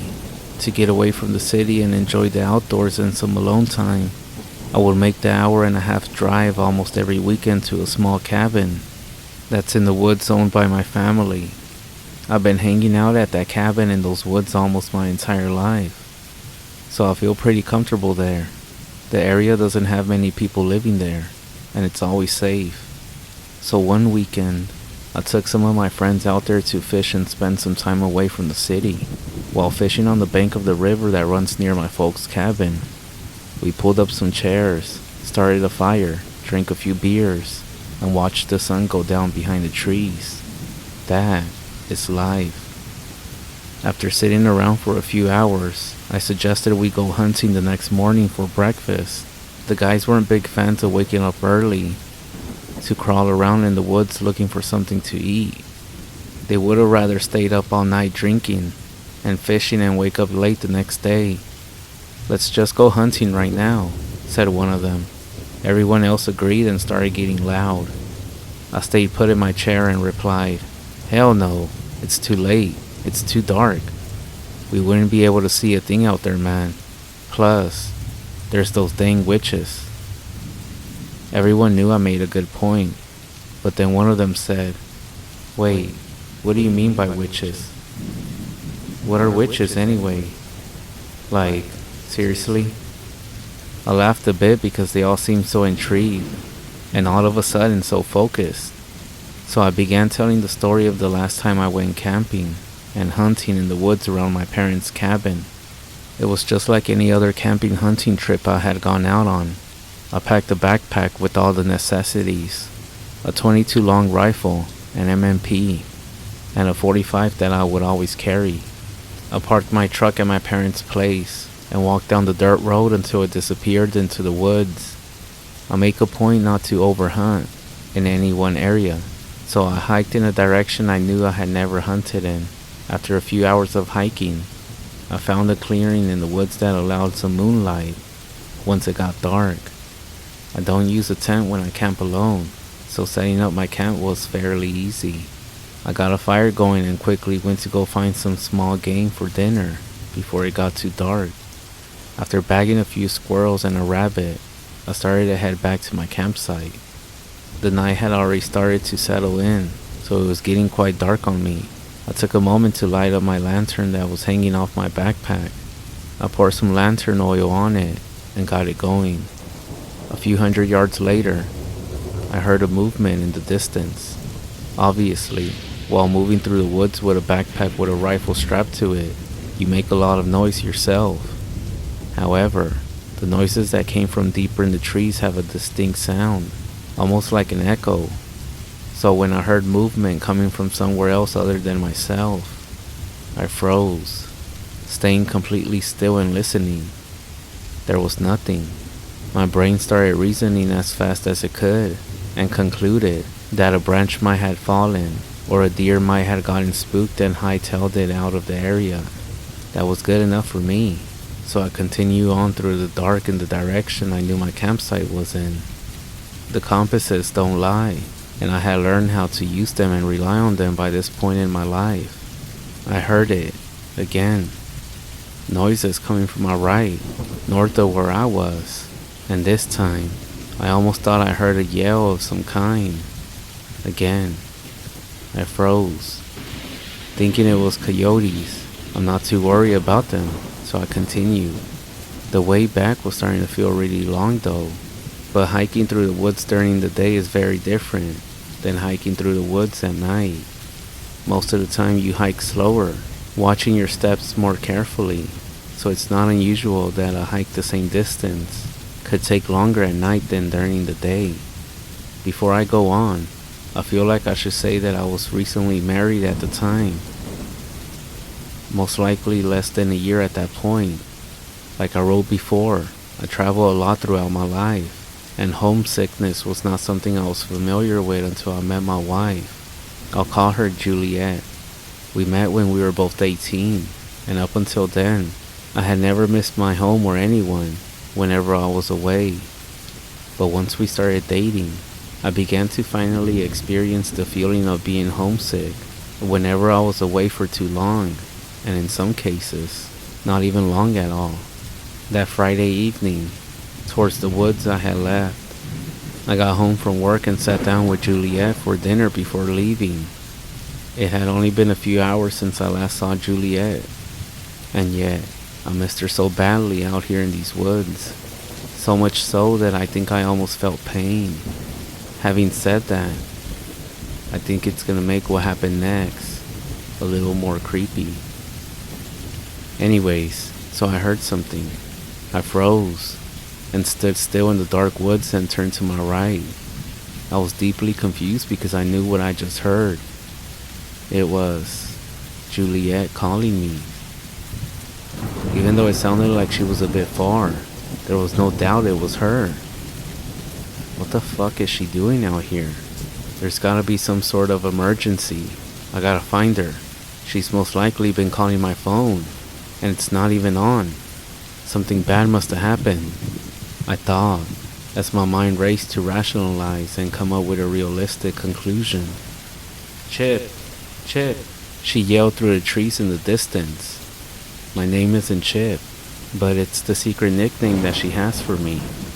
I basically jogged through the dark forest, towards where I last heard her calling me, stopping every now and then to listen for her again. Eventually I had to stop because I had not heard Juliet call out to me for a while. I stood there quietly, panicking for what must have been like 5 minutes, but every second was torturous. I felt like I failed to find my wife, to help her. She came all the way out here to find me because she needed me, and I couldn't even find my fucking way to her. And then, that's when I heard it again. Chip, Chip. Her voice quietly resonated through the tall trees, and she sounded like she was in pain. I began to walk as quietly as I could towards her, so I could hear her if she called out to me again. And she did. She sounded very much closer, and I was relieved as I felt myself getting closer and closer to her. Chip, Chip. This time, I was alarmed. I felt like I was about to be in danger, but I shook it off and continued towards my wife. Chip. Again, I kept listening to her calling me, but she didn't sound quite right. It almost sounded like it wasn't her at all. Just like two different people can say the same things in the same pitch and tone, but they can never sound exactly like each other. It was like there was someone else pretending to be my wife, and it was mimicking her voice, but I could hear her so clearly just a few moments ago. I figured she was choking up, trying not to cry, so I kept moving. Again and again, I heard my wife calling out to me as I kept getting closer and closer. Each time she called though, her voice sounded less and less like her. By the time she sounded like she was only 10 or so yards away, I was on high alert. It sounded nothing like her by then. Whoever it was calling me wanted me to believe she was my wife, and by then, I knew for sure it wasn't her. I approached carefully with my handgun drawn. This person wasn't moving one bit, but I could tell where she was. I started getting closer, inch by inch, holding my lantern up in front of me, trying to see who I was dealing with. Then, peeking from around a tree, I saw two eyes reflecting the flame from my lamp. I have to admit, at that moment, I was fucking terrified.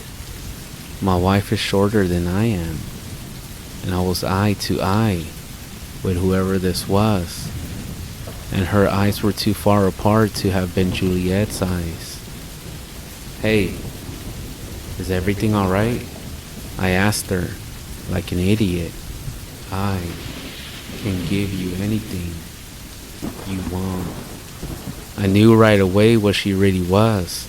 I knew her malicious intentions. Jesus, help me, I said under my breath in a fearful whisper. With my gun still in my hand, I safely aimed towards the ground with my finger off the trigger. As soon as those words left my mouth, she visibly flinched as if she had smelled something disgusting. I could tell by her silhouette and the reflections in her eyes though. I stood still, realizing what I had just said, while she backed away from me back into the darkness. Up until this point during my story, my buddy sat staring at me, completely silent, listening to me speak. Dude, why the fuck didn't you just shoot her? You had a gun, didn't you?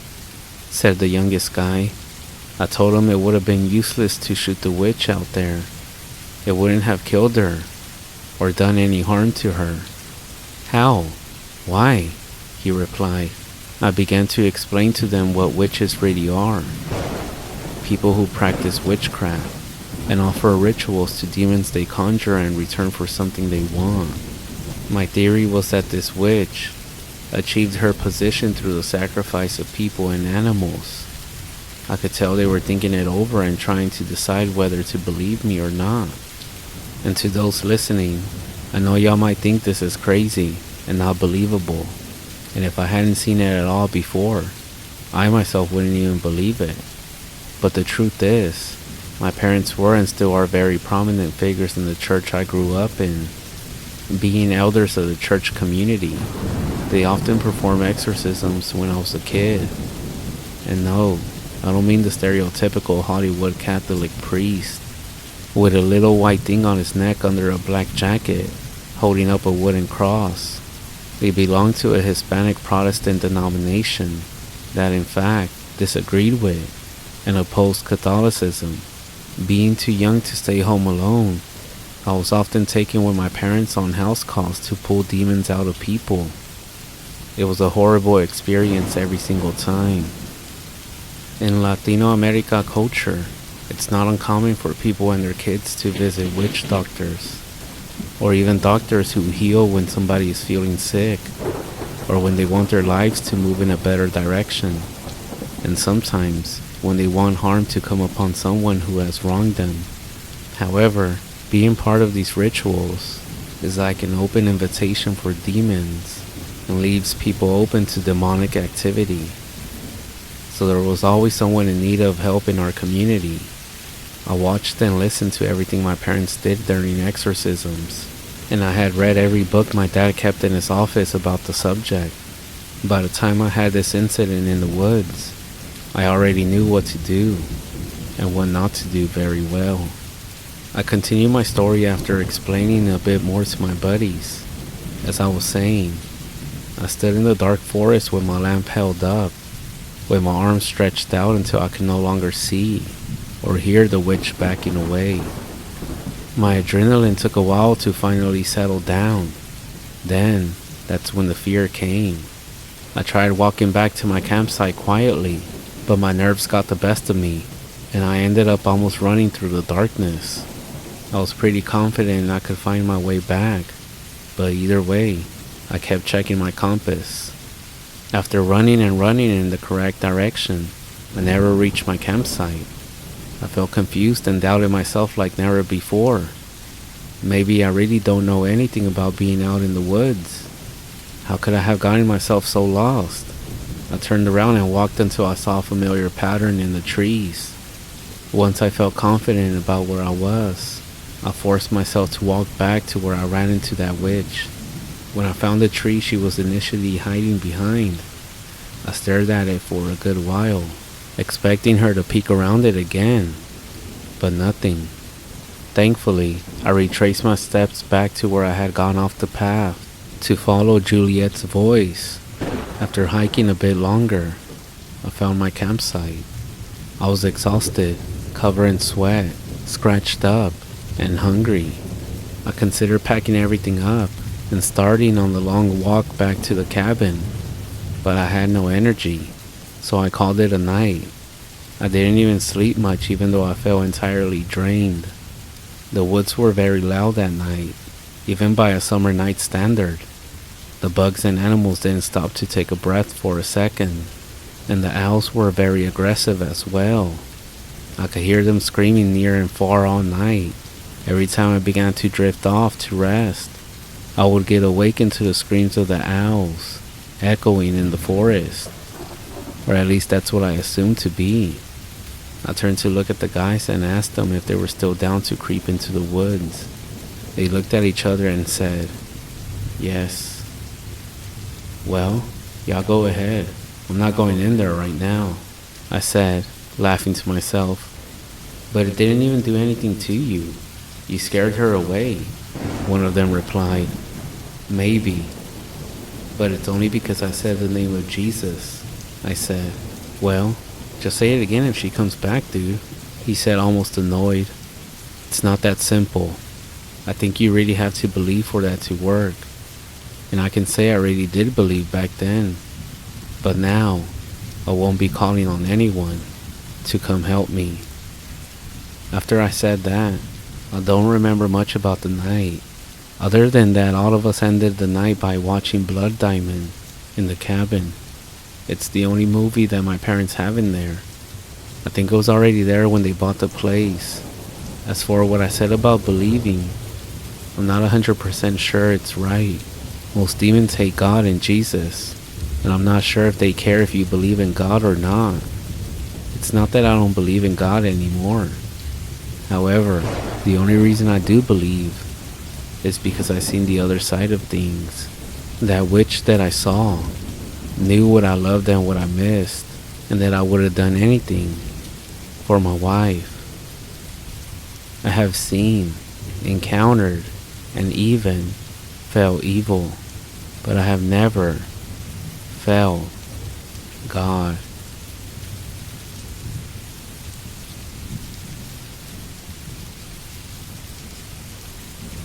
La Llorona, a story from my grandmother that has been passed down to warn others that if you decide to visit Mexico, you may just encounter something terrifying and paranormal.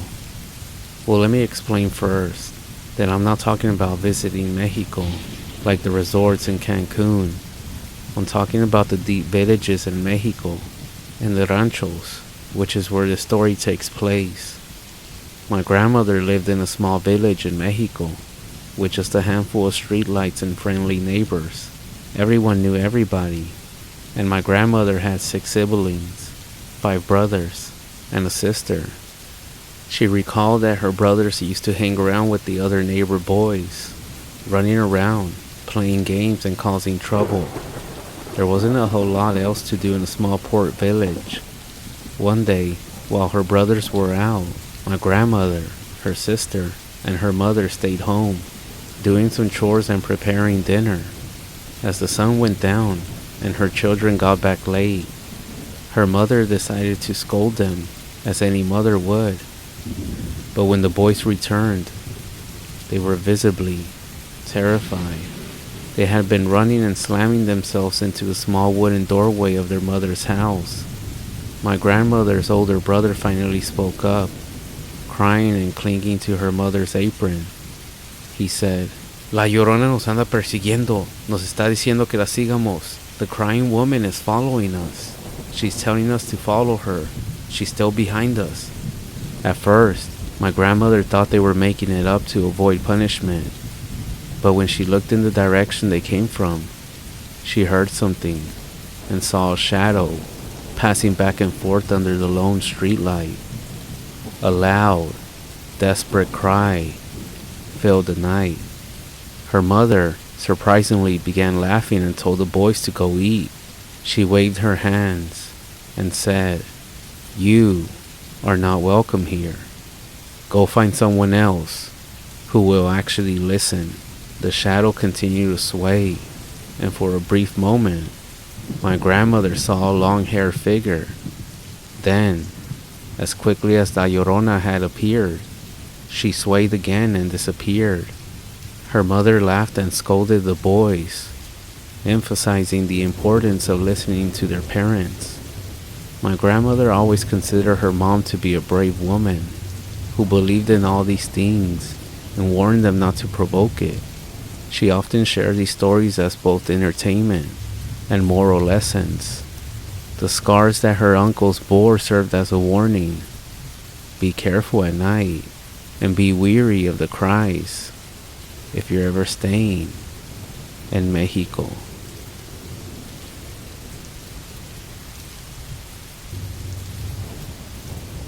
My grandfather told me a story once as we sat around a campfire in his backyard in the cool night of the Arizona desert. The horizon was clear, and each star twinkling a purple sky, with a full fat moon hanging low over the mountains. His voice was raspy, the result of a lifetime of smoking cigars and drinking whiskey. The fire danced and shined across his wide dark eyes as he settled into his seat, ready to tell his story. Way back when I was a boy, about your age, I lived outside a reservation with your great-grandfather. He had returned from the war and set about raising horses and cattle on a 100-acre ranch settled between a brambly mountainside with good dirt for growing thorn brush and not much else.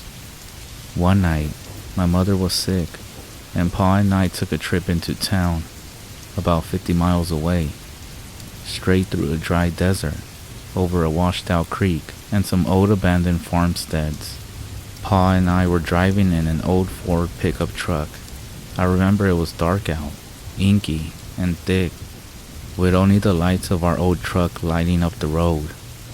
I remember it so much. The engine began to sputter, and the truck slowed to a jerky stop. "Damn it," Pa said, guiding the Ford to the side of the road. As it coasted to a stop, my pa said, "Stay here, son," and he stepped out into the darkness, shutting the door with a heavy thud. My window was down, and the cool desert air was breezy and felt good on my hot face and neck. Pa was getting water from the back to cool down the engine, and that's when I smelled it. Rotten eggs. Strange, I thought, to smell sulfur in the desert. My nose also picked up the smell of one of those dead bloated cattle that would drop from the heat and lay there until the crows pecked enough holes in their hide to cause the whole thing to explode. It stunk, and I gagged. My skin started to tingle too. The back of my neck felt itchy, and my face started to get very hot.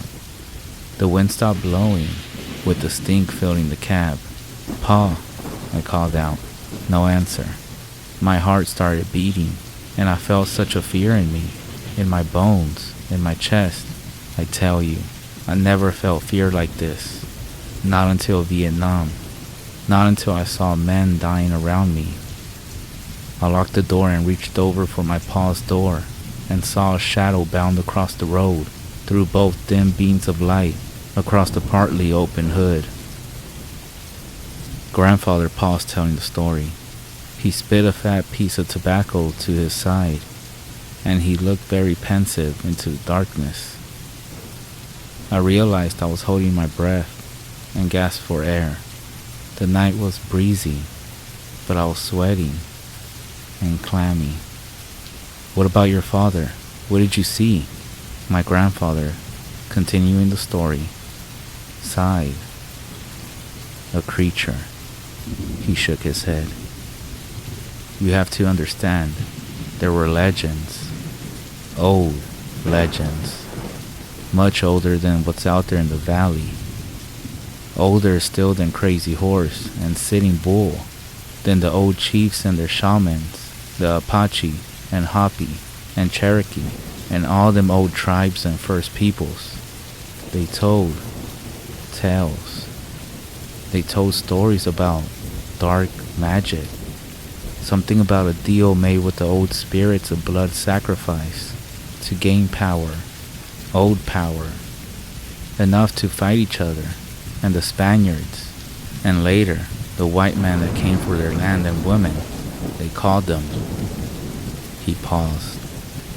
Grandfather took a deep breath and looked towards the fire, to the sky, the desert, the creek, the moon, the sun, and then leaned a little bit and said, "They would call them skinwalkers, old warriors, resurrected as skinless men, walking on deer legs with the torso of a man and the head of a coyote, but they were messed up, long and disfigured, teeth like a Bowie knife, long arms, and standing 7 feet tall, even hunched over.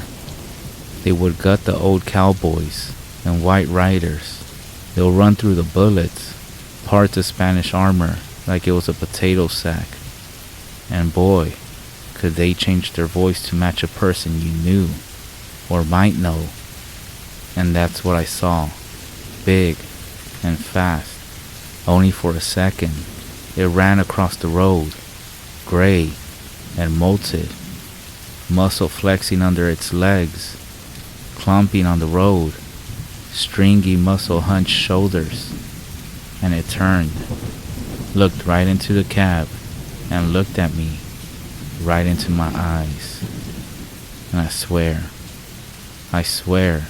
it grinned at me I sank into my seat. In fear, shaking, I knew my death was coming.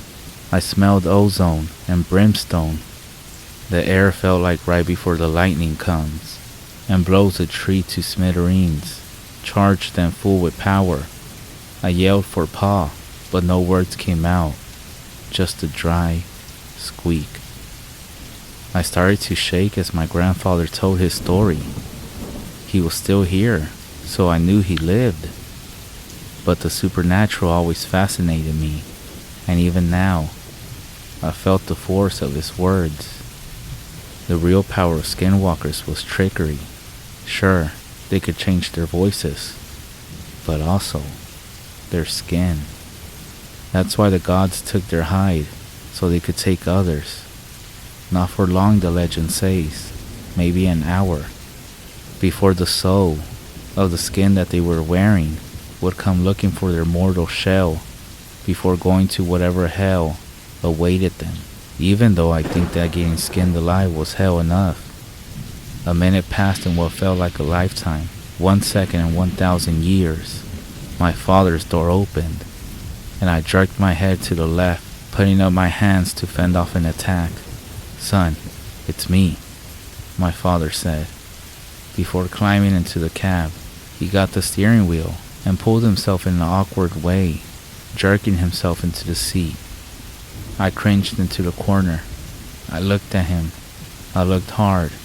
Your great-grandfather was a good man. Treated me and my mom right. He fought the Nazis and saw the worst of man in Poland when he freed all those camps. And now, I was taking his measure. Is this my father? Do I make a run? Or do I die? Is it him or not? Let's go get that medicine for your mom, as he pulled the truck into gear and pulled it out into the road. And our trip resumed. I guess it was him after all. But how did you know? Was it because he said something about your mom? I knew, because out the window, out the corner of my eye, I saw that same beast running 50 miles an hour right next to our car, looking at me with those yellow eyes and grinning mouth. I looked and saw it, hunched and angry, running next to us. My pa kept his eyes on the road, looking straight ahead. "Son," he said, "don't look at it." That's how I knew it was my dad. He knew what to do, and he kept telling me to just keep looking straight ahead and to not look at whatever was around us, running. He then told me that by acknowledging its presence, you give it power. That's where my grandfather finished the story. I kept staring at him, but by this time, he was just looking straight ahead, looking around me, and said we should go inside. As we went inside the house, he then told me to not ever mention skinwalkers. He also said that speaking their name out loud or mentioning them at all, even in text, even in stories, even if someone else is telling you a story, is supposed to make them aware of your existence.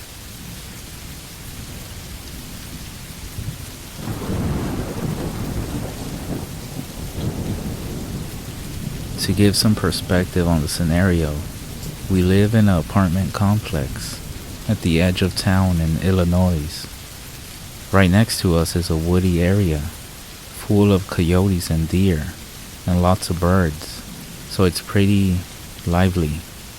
Last night at 3 a.m., my fiance went outside to grab a case of water from the trunk of our car, and when she was grabbing it, she claimed she heard someone say, "Hello," in a girl's voice coming from the woods. She said she couldn't see anything, but she replied back, confused, saying hello back. Whatever it was, ended up saying, "Can somebody help me?" And that's when she got the chills and ran as fast as she could back inside our house. Right before she entered the house, she said that she heard it again, with the voice getting closer, asking for help. But instead of a normal girl voice, it turned into a girl voice that didn't even sound real, and she couldn't explain the change in the voice. She said afterwards, thinking about it, that her voice sounded familiar, but couldn't point out whose voice. Why I believe she wasn't BSing around is because 2 years living here, we never talked about things like this. And when she rushed inside, she startled me because her face was in shock and she was breathing heavily, almost like I thought she'd seen something or heard a gunshot. I don't know. My question is, she thinks it was a skinwalker, because who would be out at 3 a.m. asking for someone to help them in the woods? What do you guys think? I also read online that you aren't supposed to interact nor share the encounter that you had about a skinwalker. She will be alright this one time sharing the story. I hope.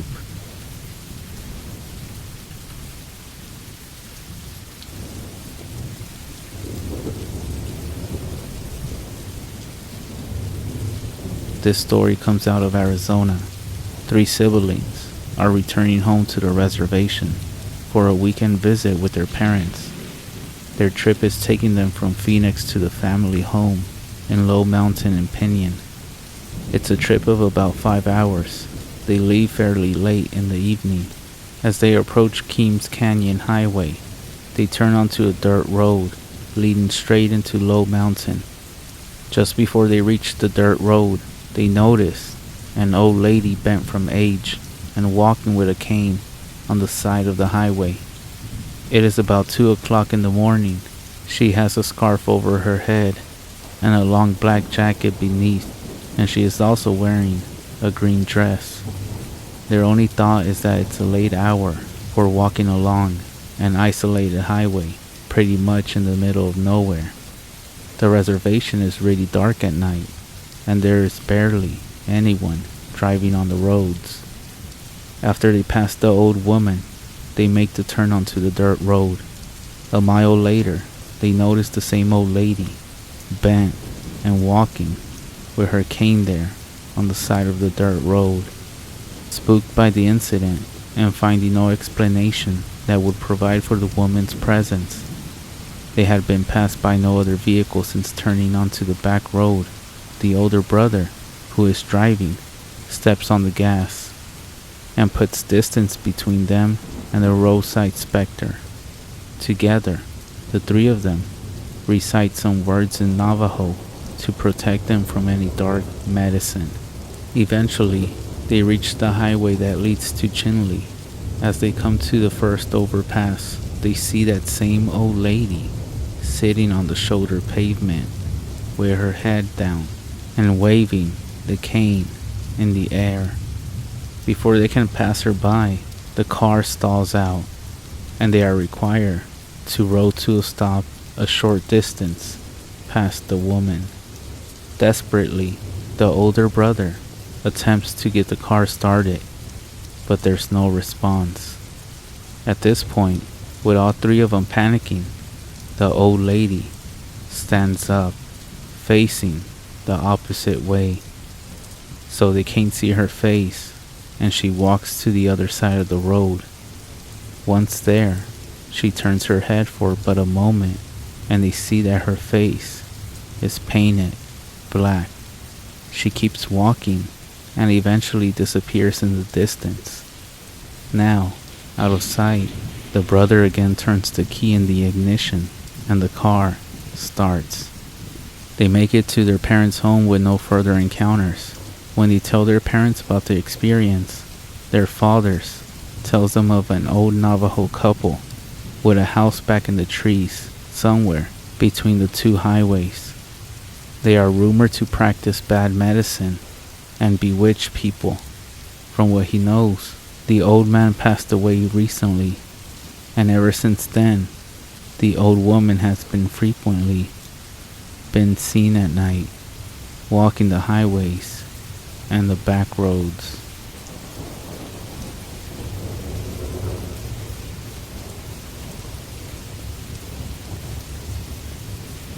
The one and only time I went hunting was with my father when I was 11. My mom didn't work, so it was up to him to provide for us. My entire life he worked more than he was at home. When he did come home, he would drink in front of the TV, too exhausted to do anything. The years crept up on him, and he finally noticed how old I had gotten, and how I was already shaping up to be a disappointment in his eyes. I was small for my age. I stayed inside to read instead of playing sports. My body was so frail I got sick often. When he finally truly looked at me for the first time, he didn't recognize the son that lived in his house. Therefore, he thought that hunting would be the answer. If I would man up and shoot something, maybe I might grow into the person he wanted. We never really spent any time together. Hunting with my father felt like being stuck inside a forest with a stranger. What kind of person even enjoys camping? Was I even missing something? My father kept sipping away at a steel water bottle that I knew didn't have water inside. Without it, he never would have lasted the day. We caught no fish at the lake for lunch the first day. Trying out luck, we went into the forest trying to shoot something for dinner. We packed something to eat, but not much. My father worked hard. However, he was supporting all three of us on his own. I knew it would be four of us soon. My mom hadn't told him yet, and I wasn't sure how he would take it. I really prayed she would leave him. As heartless as that was to hope for, we could go to my uncle's house, so my father could be alone. Maybe retire in a few years without having to worry about supporting a family. Even as a child, I could see how much his job broke his body a little more every day. In my mind, my mother didn't have any kind of feelings for this stranger. Instead of going outside playing with neighborhood friends, I worried about my family's future. In the woods, hunkered down, my father waited for something to come into his sight.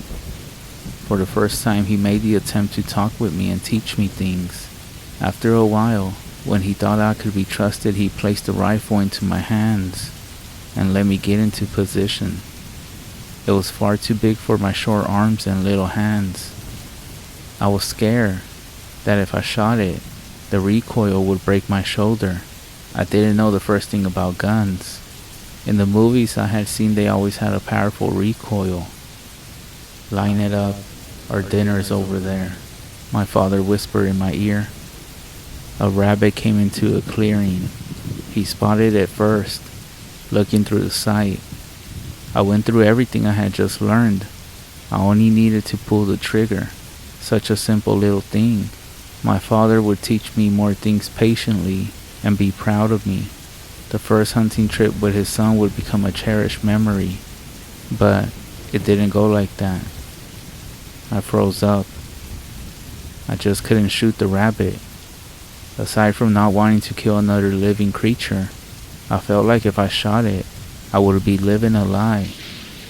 My father would try his best to act like the person he should be, teaching me how to skin the rabbit and how to cook it. But he would not actually care about me. He never did. This trip would never turn into a family relationship he wanted. The small rabbit jumped off and out of sight to become a meal for something else. I eased up the grip on the rifle the moment before it was snatched from my hands. My father shot at the rabbit now hidden in the bush. "Why didn't you shoot it?" he hissed at me. When he got angry, his voice got low. He was never the type to yell and scream. I wonder if he did shout at me, I might be less scared of him. Whenever I had a nightmare, it was always the same. My father sitting in the living room in the dark, staring at the TV. I stood in the doorway looking at him, just waiting.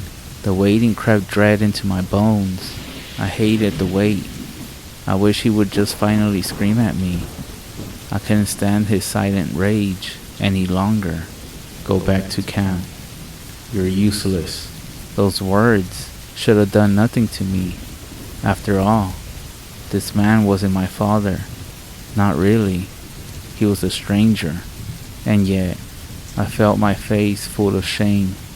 But I still didn't regret not shooting the rabbit. I went back to the camp trying to make myself useful. I collected firewood. I cleaned up and did anything else that I thought would make my father happy. I heard the sound of a truck. We parked pretty close by, and my stomach sank at the thought of him just leaving me here. But our gear cost a lot of money. He will leave his son in the woods, but not things he worked hard for. For hours I was alone in the tent. I brought a book along. I nearly finished it by the time my father returned. He smelled drunk and like fast food. I knew he had gone into town for supper and a few drinks alone. I only ate a hot dog and a handful of marshmallows. The arrangement was fine by me. The rest of the night he spent by the fire, just drinking. The scene identical to how he spent time at home, just looking forward yet not taking anything in. He stayed outside even after night fell. I went back into our tent trying to sleep, finding it impossible. I thought about how things would change when my new sibling came, if they ever made it to that point. I feared that my father would try to make sure that he didn't have another mouth to feed. I wanted nothing more to get away from that man, even though in a way, he had never done anything to me. The nothing made me feel as if something was coming. At some point I fell asleep, but some rustling outside woke me up. In my drowsy state I sat up hearing my father's voice outside. Take him, please. Not me. He was crying. The man that I didn't know a thing about was crying. His voice was very faint, as if far away, more begging and pleading until I heard something that made me scramble into the corner of the tent. He finally broke the silence, and the noise I always dreaded came. He screamed, and just kept screaming as if his life depended on it. Clutching my knees to my chest, tears came to my eyes as I could do nothing but listen. Cracks from the rifle came. Whatever he was firing at, he missed, or it didn't care. The entire exchange only took a few minutes that felt like years. Finally, his voice drifted away, as if he was being dragged at a fast pace. At first, I wanted to stay inside the tent until morning. I cried hard until my throat felt raw and my eyes hurt. When my crying spell stopped, I decided to see if he dropped the rifle. I would need a weapon until I could leave when dawn came. I unzipped the tent only enough to peek outside. The dying fire did not give enough light to see by. I needed to go outside. Finding a flashlight, I carefully got out, hyper aware of every sound around me. Scanning the ground, I saw the hot dogs were still where I left them. If my father was attacked by a wild animal, why didn't they take these as well? Did the smell attract something and decided a full-grown man would be a better meal? I saw no sign of the rifle, only tracks in the dirt where my father made his last stand. I felt sick because I realized he was coming towards the camp instead of the truck when he got snatched away. He was either trying to save me or wanted to use me as bait. Thinking the truck would be a better place to wait until the morning, I started to look around trying to find a trail towards it. I stopped when I heard a voice. Please, not me. Help. It sounded so hurt and awful, but I knew that was my father calling out. For the first time in my life, he was trying to reach me. I abandoned the idea of the truck. I foolishly turned away and went towards the voice. For hours I walked in those woods getting hopelessly lost. I felt sick with fear. Anything could be in the dark, and I only had a small flashlight to protect myself. Whatever took my father easily overpowered a full-grown man.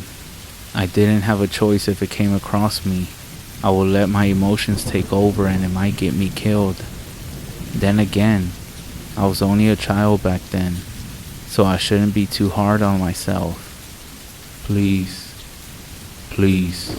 The voice came from close by, very low and raspy, but still my father's voice. I had been walking for hours at that point.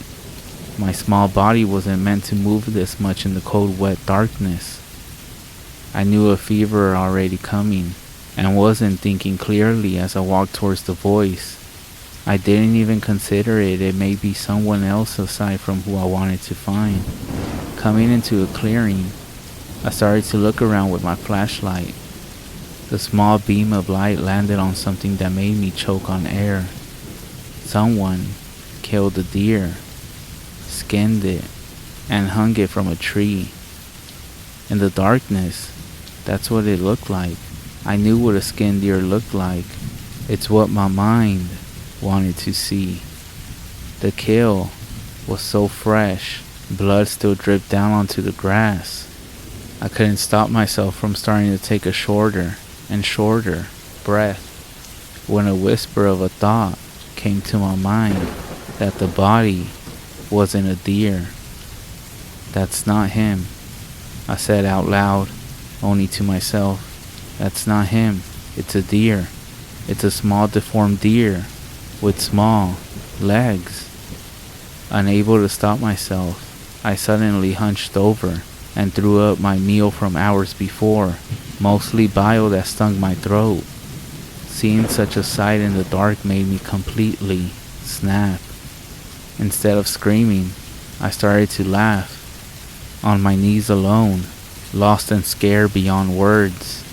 Weak chuckles at first, that turned into a cackling, that soon turned into heavy sobs that locked up my chest. It's not him. I was sobbing, holding myself, not being able to look at the body in front of me. After getting another few glances between tears, I saw how different the legs were compared to what deer legs should look like. I only held on to some hope it wasn't my father skinned and hanging from a tree, because I had just heard him a few minutes before entering the clearing. The kill was new, but skinning took a while, even if you knew what you were doing. In the next few moments, I saw why my hope was unfounded. I forced myself to stop crying when I saw a pale face in the dark on the other end of the clearing. The face looked at me through the trees, just beyond the skinned body. I opened my mouth to ask for help, but nothing came out aside from a croak. To my horror, the face came out of the trees with the rest of its terrible body. I didn't understand what I was seeing, even though the pale creature stood out in the darkness. I wanted to believe I was still in my tent dreaming this entire thing. The monster was a thing of nightmares. It was skinny, so much so I could see every bone in its body. It had arms so long they walked on its elbows, the rest of its arms folding backwards, sticking up above its head. The same was for its legs. It crawled on its knees, legs pointed up towards the sky. The pale thing saw me. Inhuman sunken eyes on a flat human-shaped face. Standing up, I thought I could run. It was still a few feet away, and judging from how deformed its body was, I doubt it could move very fast. I only got to take a single step back when it raised an arm. The rest of its arm snapped ahead, easily covering the distance of the clearing. I assumed it couldn't reach more with its entire arm because it was bent back, but I was mistaken. Twisted fingers grabbed the front of my shirt. I was dragged, too in shock to do anything. Raising me up, I met those horrible black eyes. The smell of rotting breath nearly made me pass out. I was so small and frail I could do nothing to fight against this monster. Most likely my father was dead. It would skin me and eat me, and I couldn't do a damn thing about it. The whole situation was so bleak, I surprised myself over what I did next. I started to laugh again. The monster's features twisted in confusion. I still laughed until tears came back to my eyes, and that thing, whatever it was, copied me. It laughed my own voice back towards me, and we both ended up laughing until I physically couldn't any longer. I wish I had an explanation of how I escaped from that creature. I was told later that I had been found on a hiking trail. A week later, nearly starved to death. Even after my body recovered, my mind didn't. Everyone assumed I had killed my father in those woods, and the event just broke me. I wish I could believe that, and that the creature I had seen wasn't real. I don't remember the 2 years after I had been found. I ate and slept, not doing much else. One day, I weakly laughed at a joke I overheard. When the doctors found out I would react to any kind of comedy, they were able to get me to laugh myself back to a new normal. I remember seeing that monster in the woods. Then, I was with my mother and a new little sister. No memories in between. I haven't yet told her about that creature. They found some rope with my father's blood on it. However, they didn't know where his body was, or even how I got up into the tree to tie up that rope to start with. The case was still open, and would be for the rest of my life. I do still want to give a warning to everybody about that thing in the woods. I'm sure it's still out there waiting. I don't know why it let me go. Maybe it was thankful I had given it the perfect voice to draw in others towards it. So if you ever go into the woods and you hear a child laughing, don't go towards it. That's actually the time to leave before it's too late.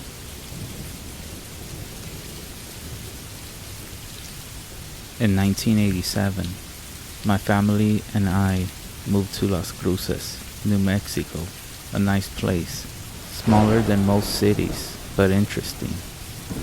The people there were kind, at least in the inner city. In the neighborhood where my family had moved, everyone was quiet and kept to themselves. Real quaint if you were the type of person who liked those kind of things. For me, I found it odd. No one talked to my family or bothered to communicate while we were staying there. It was like they were hiding some kind of secret. But I did notice one thing. No one came near the house.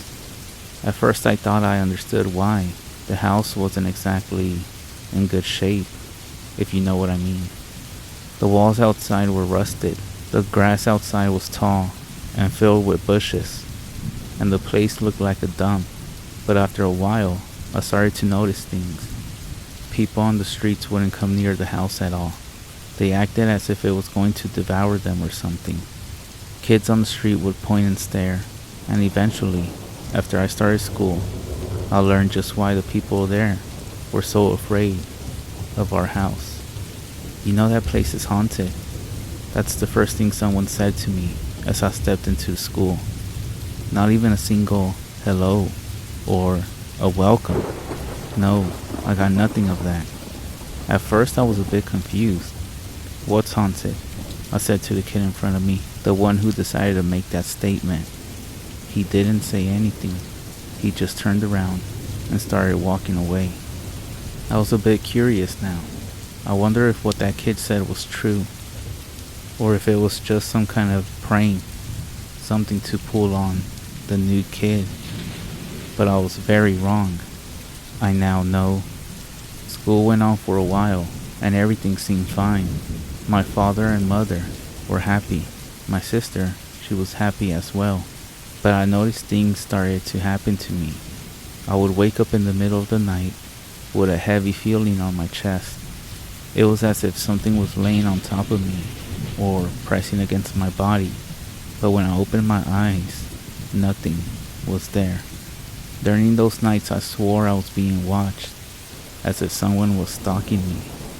There was this dark corner in my room that would appear every night. It was the only part of my room that was invisible during the nighttime. It was from that corner that I felt something watching me, as if someone was standing there, but I was too afraid to ever go and check. Not to mention, I was always very tired, and I tried to shrug it off and sleep, until one night, that is. As I laid in bed that night, I was having trouble sleeping as usual. That heavy feeling on my chest had returned, and it was getting hard for me to breathe. I had this feeling of overwhelming fear, but I didn't know why. It was like I was fearing for my dear life, without any reason. My eyes were open slightly, and as I gazed around the room, I swore I saw the shadows moving in the moonlight, zooming past my vision as if they were getting closer and closer. Eventually, the shadows formed into what appeared to be a man, in a dark, long cloak. I then woke up fully. I took a deep breath, and I backed up against the wall behind my bed. But after that, I couldn't move. It was like I was paralyzed or something. Whatever that thing was, that man, was coming closer. It sat down on my bed, and it began to crawl towards me. I saw its dark hands press against my covers. The fingers resembled claws of some sort, but that wasn't its most terrifying feature. It had no face, no eyes. It was just darkness, a living shadow. I was panicking now.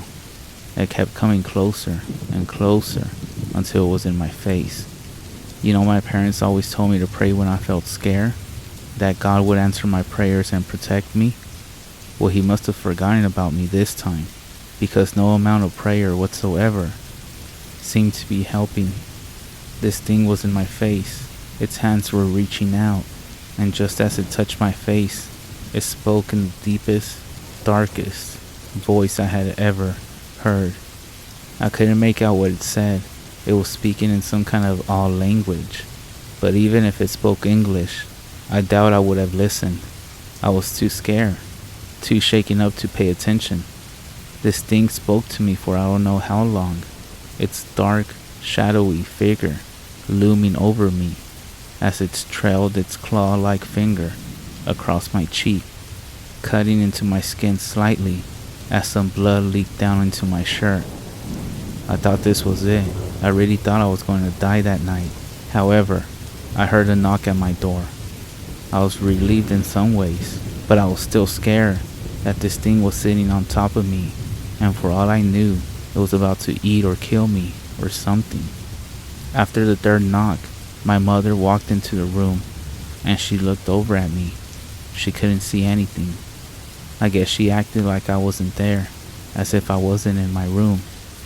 Maybe that thing on top of me blocked her view. I really don't know, but all hope was drained from my body at that very moment. I figured this was it. I was done for. But in the blink of an eye, I saw that thing get off me. It walked back to the spot where it first formed, and it began to change. My mother had left the room by now, but I was more focused on what this thing was turning into. For a moment, it looked as if I was staring into a silhouette of myself. The creature, the man, this being, whatever it was, it then waved to me, its still dark and shadowy body fading into a black mist. I didn't stay in that room. I got up, I ran downstairs, and I slept on the couch, with every light on possible. The next morning, I awoke early, before everyone else. I packed some clothes, small food, and some extra cash that my father had left in a jar on top of the fridge. I wrote a small note detailing what happened on the counter in the kitchen. Then I left, and I never looked back. I was 17 at the time, but mentally, I felt much older. I eventually crossed state lines, going back to my home state of Texas, where I got a job as a clerk in some crappy little convenience store on the south side of Dallas. Times were tough, but I pushed through. To be honest, I had been wanting to leave home for a long time. I just needed a reason to do it. In some fucked up way, I guess what happened was that reason. But looking back, I never did hear from my family again. I sent them letters, pictures, but nothing. I never got anything back. I figured they either forgot about me or they simply just didn't care. It wasn't until recently that I began to research on what happened that night. I had been having odd dreams lately. It seemed that this strange, heavy feeling on my chest had returned. I didn't know why, but I felt that if this thing was coming back for me, I wanted to know what it was. I then visited the local library, but I didn't find much interest. The closest I came to anything was an old Navajo legend called Yinadroshi. Apparently, it was a demonic force, or a person that would assume the shape of animals or people. It seemed logical, but I couldn't understand what such a thing would want with me. I was scared.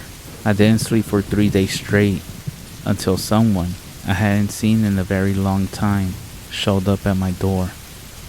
My mother. She was happy to see me, but she didn't seem that different since when I last saw her. Now mind you, I hadn't seen her for 25 years. I found it a bit odd that she still looked so young, but I shrugged it off. I was happy to see her. So very happy. We talked for a while, but something was off. Every time she looked at me, I got this cold feeling in my body. I felt as if I was staring at a different person. And after a while, I began to feel weak. I was tired. I hadn't slept for days. So I just went up to my room. Before that, however, my mother was telling me how my father left not long after I did, and that he took my sister with her. It was shocking, but I didn't care so much. I just wanted to sleep. But as I lay down in my bed, that feeling returned. That very same feeling I hadn't felt in 25 years. Someone is watching me from the corner of my room. I'm trying not to pay attention. I'm simply going to turn over and close my eyes. I'm not sure though if I'll make it through this night. I don't know if anyone will ever find this, but if you do, please find my family, inform them of what happened here,